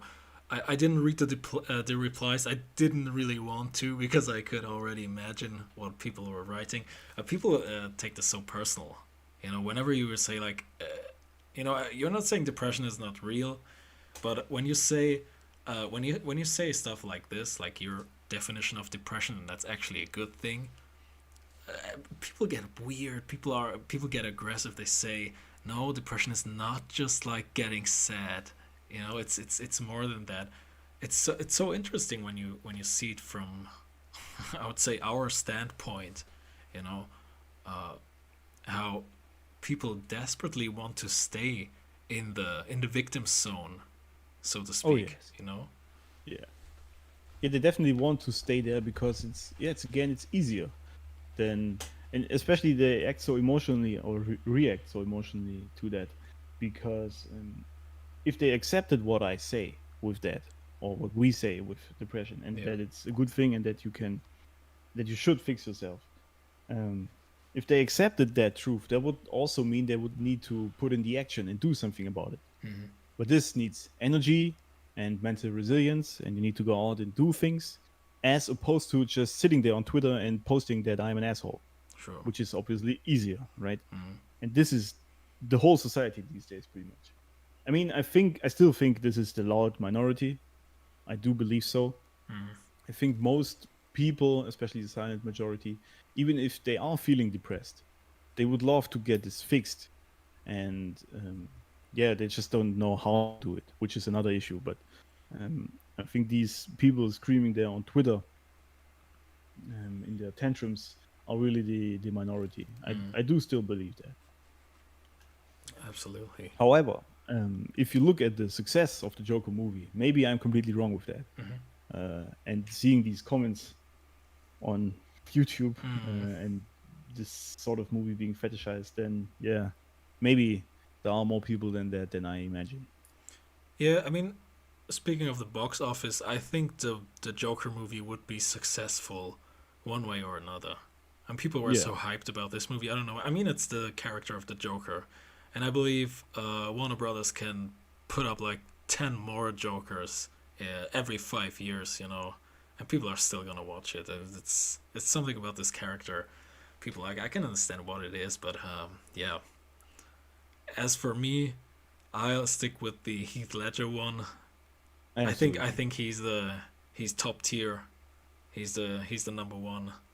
I'm actually really pissed when they're introducing new Jokers like like every few years. It's like Yeah, it's a little bit like a, yeah. I mean, where do you go from Heath Ledger Joker? There's from an acting standpoint, from a character standpoint, you can only get worse after that.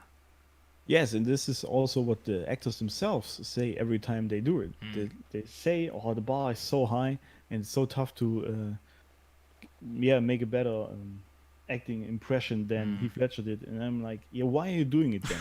I mean, Just leave it I there, mean, you know?" come on. If Warner Brothers was knocking on my door and say, "Do you want to play the Joker?" I would say yes. I would say yes. Yeah, I I mean, mean, come on. I But guess. but yeah, the problem is why in the world are they doing those reboots over and over again? I mean, okay, do them, but as for me, there won't be anything like Heath Ledger's Joker ever again. You know what? I might put a tinfoil hat on my head now, but Mm, I feel like this has been, yeah, tickling me for long now. Actually, I think all these remakes, they always have some sort of agenda in it, at least a little bit. I agree. And Yeah. especially with the new Joker, you notice immediately what's the agenda behind that, to promote the victim position Hmm. and hate on the rich. But it's with everything else as well. I think if you look at Ocean's 8, for example, we talked about that Oh before. yeah. It was just another yeah, movie to point at sexism. Then the new Star Wars movies, obviously, Hmm. the Force is female, right? All of these kind of things, and I think it's actually very clever because they take old movies which have run well, they have huge fan base, or a character like the Joker, for example, and then they put a spin on it, right? Which has some sort of agenda. Now, obviously, I don't know if this is true or if it's just a random occurrence because people think like that these days, and it's just, yeah, makes its way into art. Maybe Hmm. this is the case, or there are some forces behind it.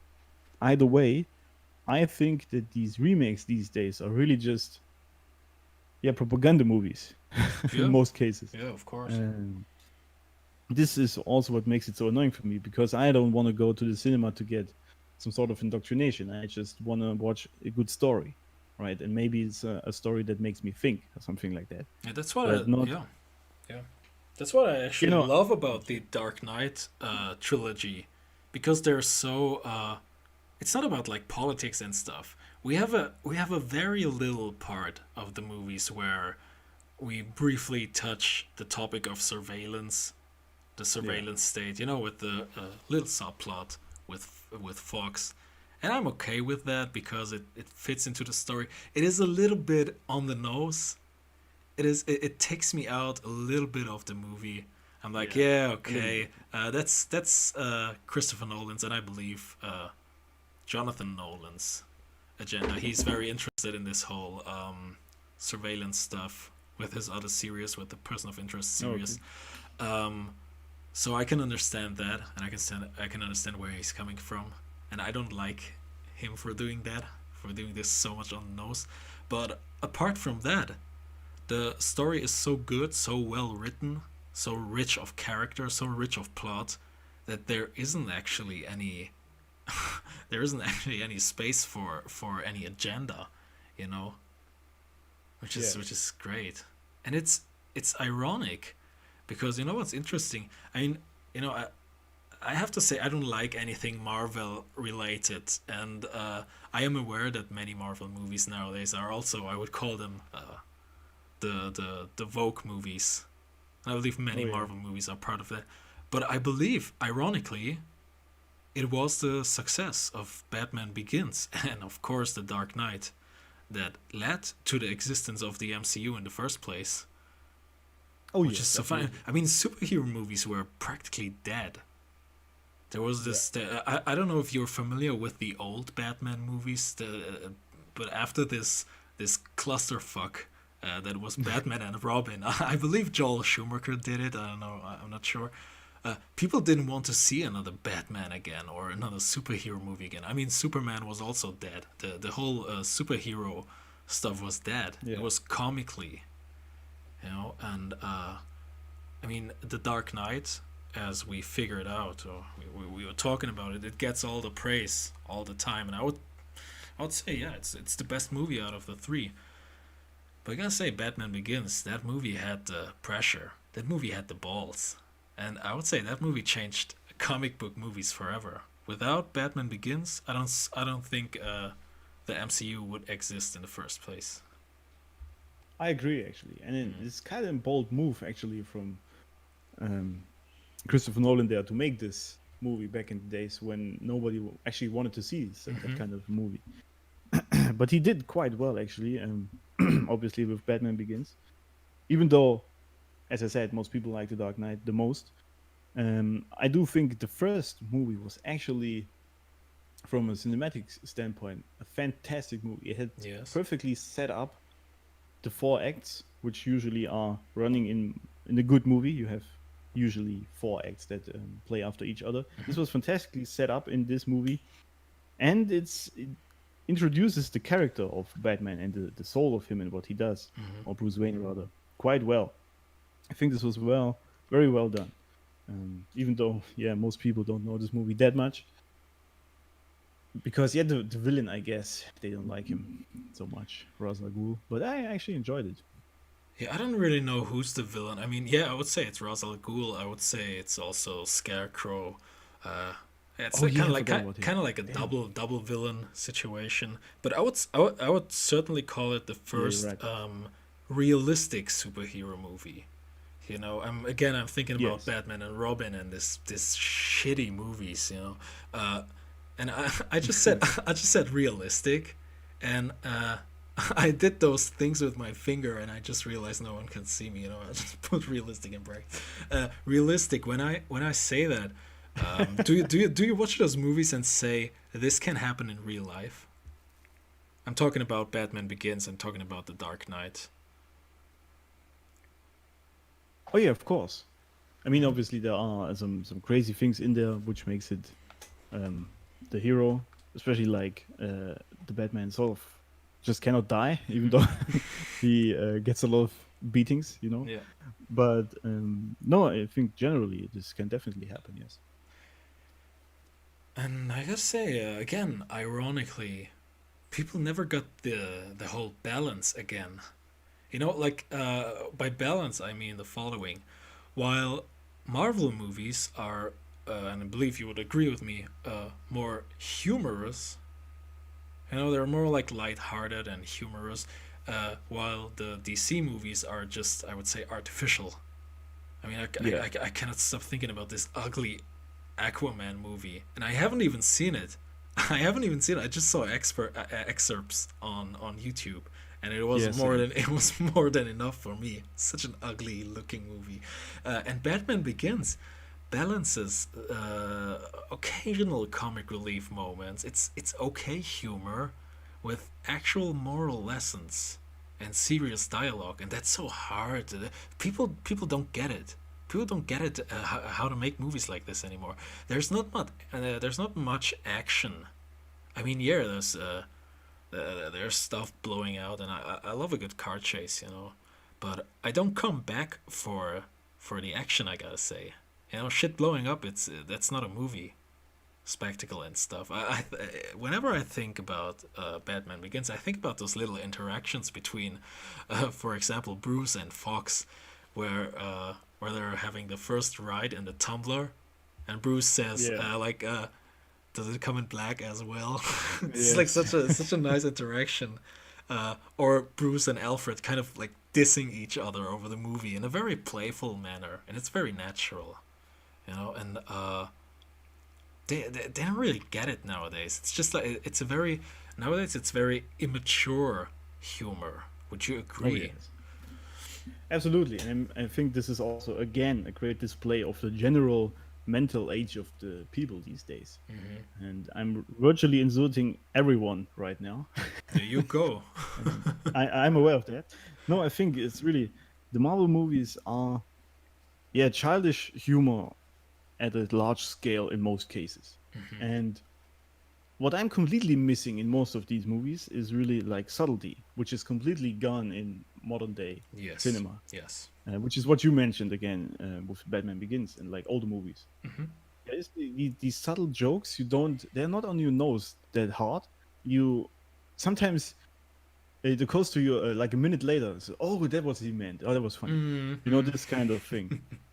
And with Marvel, it's always like directly in your face what the joke is about because people just cannot.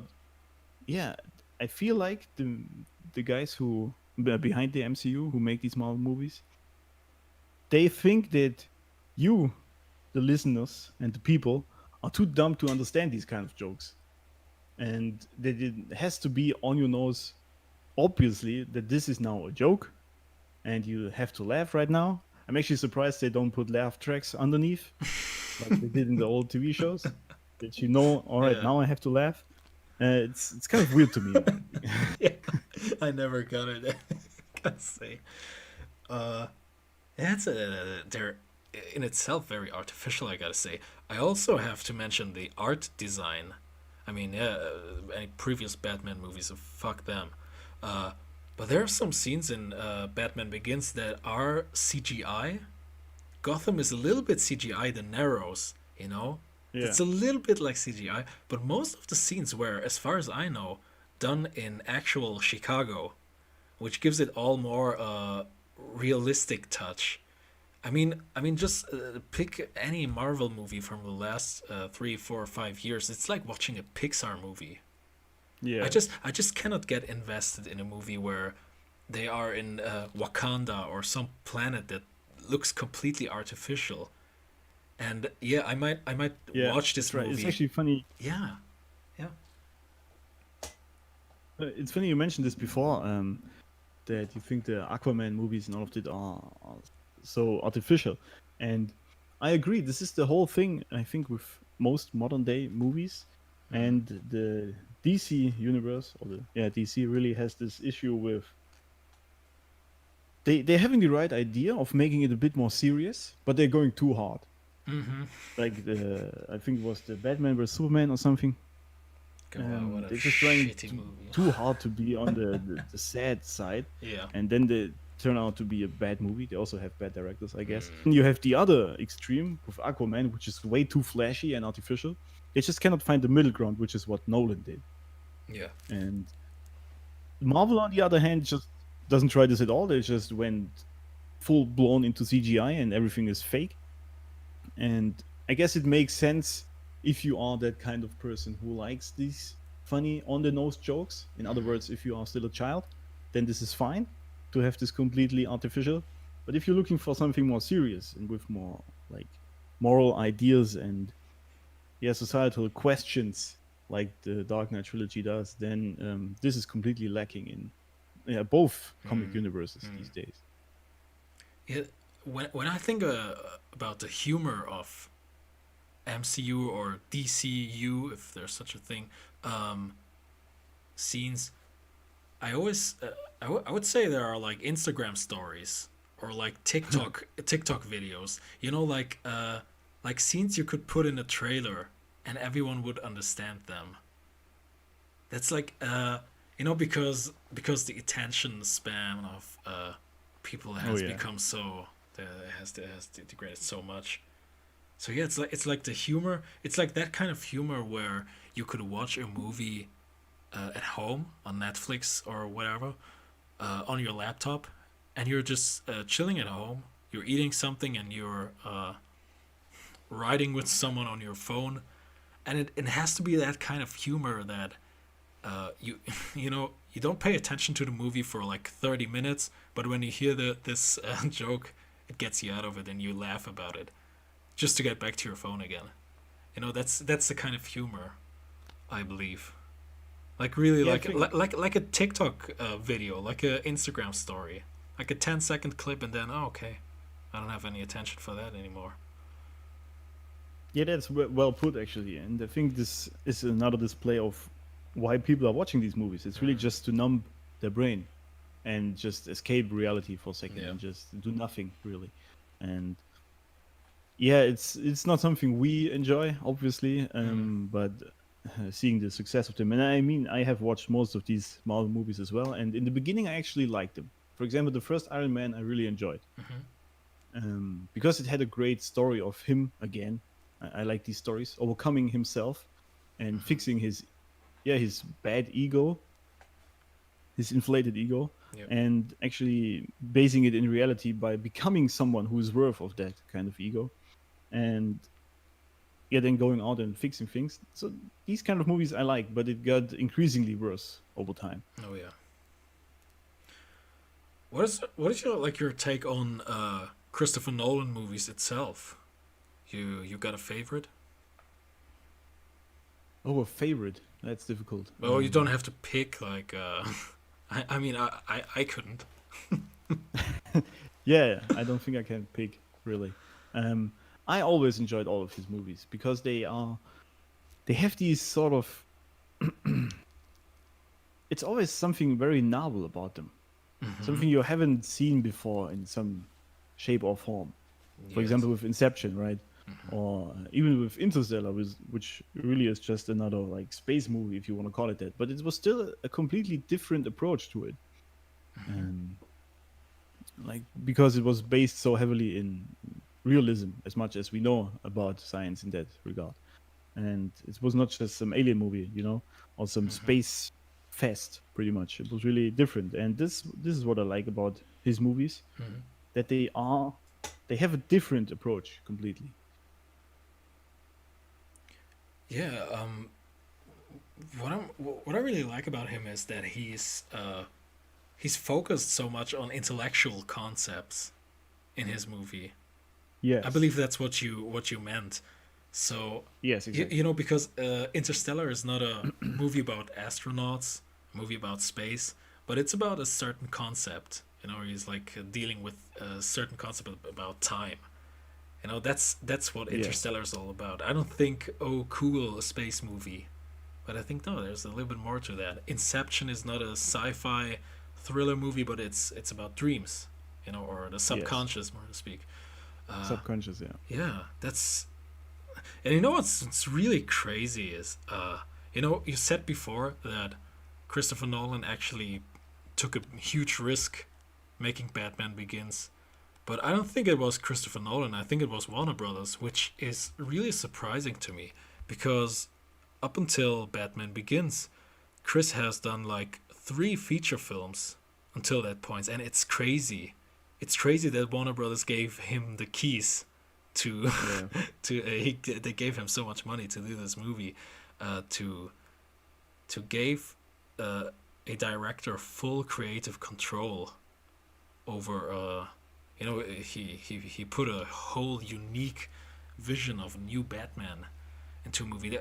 They wouldn't let him do a movie like this nowadays.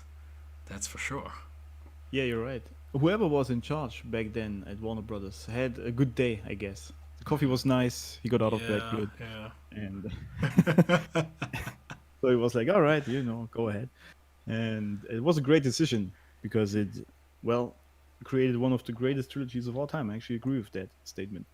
But it's yeah, going back to this, it's great you mentioned this because this is really the key I like about these Christopher Nolan movies. Now that you said it, it's that there's something beneath them. There's some sort of idea usually behind yeah. them, and it's funny because people, even though these movies are generally very successful, they rarely get the gist behind it. I remember when Interstellar was released, and people were mad about the love scene from that girl, where she says that love transcends everything, Yeah, yeah. and they really thought that this is the message behind it. And I was like, dude, that's like 5 minutes from a 3 hour movie. I mean, what are you even talking about? Obviously, this is about time, Mm-hmm. and yeah, how it's very relative and how it shapes our reality and can change virtually everything. And this was so great in the movie, and then they again got stuck on these little details because it triggered the emotions, and they didn't see the great picture in it. And this is where I'm surprised that movies like this are still successful because people somehow just don't understand it, right? And B, it shows that yeah, again, people don't understand these movies and they rather watch easy Marvel, yeah, mashups. Yeah, I'm really thinking about what do you think is, or how do you think you can someone crack the code to make movies like this again? I mean, of course, I'm not talking about being a copycat of Christopher Nolan, but what do you think is part of the code to make movies like this, movies like the Dark Knight trilogy again? Hmm. I think actually that people are funny. I contradict myself now, but I think people Mm-hmm. are more interested in these kind of movies than they give themselves credit, or we give themselves credit. Mm-hmm. What I mean is this: the Marvel movies are so successful, in my opinion, a because they're funny and people like to laugh, obviously, even though that kind of humor is a bit annoying in my estimation, but Yeah. still, it's an emotion and they like to enjoy that. All right, that's A. And B is that these characters are well known, Spider Man, Iron Man, etc. Mm. People know them. So it's a franchise they know. And if someone were to make movies in this franchise with these characters they know that are not like that simple and are a bit deeper, I guess people would still enjoy that a lot. Like, for example, if there would be a new. Now, I don't want to see the fifth Spider Man reboot, but Yeah. let's just say there would be one, and we didn't have all the others before. And it would be more on the sense of how Nolan did it with The Dark Knight. Now, it doesn't have to be that dark, obviously, because Spider Man isn't about that, but more about the responsibilities of being a hero and a young kid having this power and what is the implications of it. Mm-hmm. Some sort of movie around that. I think that would still work great even these days because in the end people just watch what they can choose that big these days from the movies. It's pretty much all the same Yeah. in most cases, except for some rare occurrences that are different. Mm. But they end up watching the Marvel movies because they like them and everyone does it and they're funny. But I still think most people would like some deeper content as well. Well, do you really think that? I mean, I cannot. I cannot seem to find any other answer to that, but because it doesn't make sense to me that people suddenly forgot how to make good movies. Uh, would you also think that, as cheap as that sounds, but I believe politics have ruined movies. Would you agree? Oh yes, absolutely. I was gonna say that yes, people don't or they haven't forgotten how to make good movies. I Mm-hmm. think they just can't make them anymore because the studios and yeah, the politics and ideologies and all of that put a huge box on what is possible for these directors. Mm-hmm. I think I've read somewhere that someone wanted to make a movie. I forgot completely who it was or what it was about, but in generally he had to rewrite like the like 30% of the movie because it didn't fit with ideologies these days, and the studio wanted Mm-hmm. to have it different. So I guess the whole gist of the movie he had in mind got completely scrapped pretty much to adhere to these ideologies. And this is what really is the issue, I think, these days. And as you said, I think Christopher Nolan couldn't make a Batman movie like he did back then these days. There would be Yes. a huge, um, yeah, huge limitations on him and what he should make the movie about from Warner Brothers or any other studio. And this is the issue, really, I think, these days. I It's mean, also what ruined Star Wars mm-hmm. completely. Um, this whole notion that there has to be some sort of female agenda in there or some Mm-hmm. sexist calling out. And yeah, this ruins these movies completely because then the directors are afraid to do something new because it might just offend the studio or anyone really. Mm-hmm. Then they lose their jobs or future projects they could do. And if you think about it, I don't think many directors are that way, that they really focus so much on their art that they try to offend everyone just to get their art done the way they like it. At some point, they just think, all right, before I cannot make movies at all, I rather do it like they want it. Mm-hmm. And I think this is a bad way of thinking, but obviously it's understandable to some degree. Yeah, you were just saying that Nolan wouldn't be able to do the same movie in Yeah. 2020, and I was thinking about uh, I was thinking about how this great character of Rachel would probably be completely ruined, because I Oh I, yeah. I I find her maybe the most important character in Batman Begins, or one of the most important. She is basically a damsel in distress in The Yes. Dark Knight, and yes, I would say she was very much neglected as a character, which is yeah, okay. There was simply no space anymore for anyone else Yeah, I guess. because the script is so packed. But I'm just saying, she was still very necessary to the story. She was driving the plot forward, and I'm just saying, she in the Dark Knight, this wouldn't work nowadays.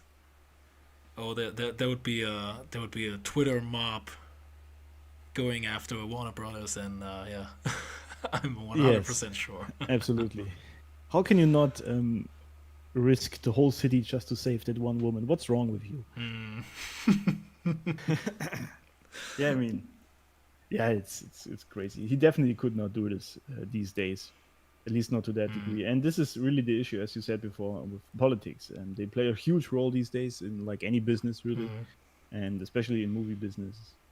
And you see it everywhere. And every movie has some sort of. I mean, yesterday I watched um, an episode from Mad Men, right? Mm. I think it was the third season, Mm. and in the beginning, it has a huge text on the screen where it says, "Yeah, there is a blackface in this movie, and obviously we are displaying like the racism from back then, and the studio is not trying to promote any of that." And I'm like, dude. Of course, it's from back then. Everyone with a brain knows that you're just displaying that old time where racism was rampant. Why do you have to put this huge wall of text in front of me? That was so annoying. It's like But it, people saying, "Oh, by the way, guys, you know that Hitler was a bad guy." No, yes, exactly. I really want to have the first series where Hitler the guy, where he's like hanging out with the Yeah, Jews and. Oh yeah, yeah, but I get what you mean. It's yeah, it's so pathetic. weird. And this is, I think, because yeah, studios are just very afraid these days of the Twitter mob that might Mm. come after them, and this is exactly what you see in these movies. They are afraid to not only like talk about difficult topics, like for example racism or sexism, Mm-hmm. unless it's completely displaying the current correct ideology, which is funny because this might change at any minute, right? Mm. And so this is a difficult play, but still, it's so annoying to watch this all the time because yeah, I'm really not going into a movie to get some ideology indoctrinated into me. And obviously, as a grown person, I understand that this is a movie and not real life, and sometimes there is some sexism or racism or whatever ism you want to apply there. Mm. And this just sometimes to get the plot along. Sometimes, for example, a racist character could be very helpful in the plot to give some reason for another person to act in a certain way. Mm-hmm. This would be totally great, right? Or sexist or whatever. And but these days you either have to put this wall of text in front of the episode first, or you just don't do it at all. And Yeah. this is so weird because everyone is really just afraid to offend people. So you either do a movie before the year 2010, or you live long enough to see yourself become the villain. I was thinking exactly about that. Yeah. Oh my god. Yeah, Alex, we are out of time. Um, I think that's a nice way to Yes, close this whole stream. I was starting the stream with absolutely. you either die a hero or you live long enough to see yourself become the villain. I would end the stream with a more uplifting quote, because like I said, there are many quotes, values, and moral lessons in the Dark Knight series I wouldn't want to argue against, and I believe my favorite one is, "Why do we fall? So we learn to pick ourselves up again." You Yes, know, that was a good that's one. yeah. I think that's a nice ending, isn't it? It is. All right, Alex. I'm not Yeah, the gonna. Dark Knight has many, or Dark Knight Yeah. Trilogy has. Sorry? No. You go. Yeah, I think the Dark Knight Trilogy has many great quotes. This is definitely one of the best ones. I totally Hmm. agree. with you there, and this is what I liked about it, and what I would like about more movies these days. If there would be some sort of moral ideas, or at least some things that make you think about it in a subtle way. It's just some random quote someone saying in the middle of a scene, and you think about it later after the movie or like minutes later. That's really what I enjoy. Absolutely. Yeah, Alex, I believe that's why we are called the Wolfpack, right? Yes. All right, Alex, this week I'm not going to do the same mistake. I'm not going to ask you for final words. I'm just going to say, yeah, good night, everybody. All right, and we'll be back next week with more controversy. All right, good night, Yes. everybody.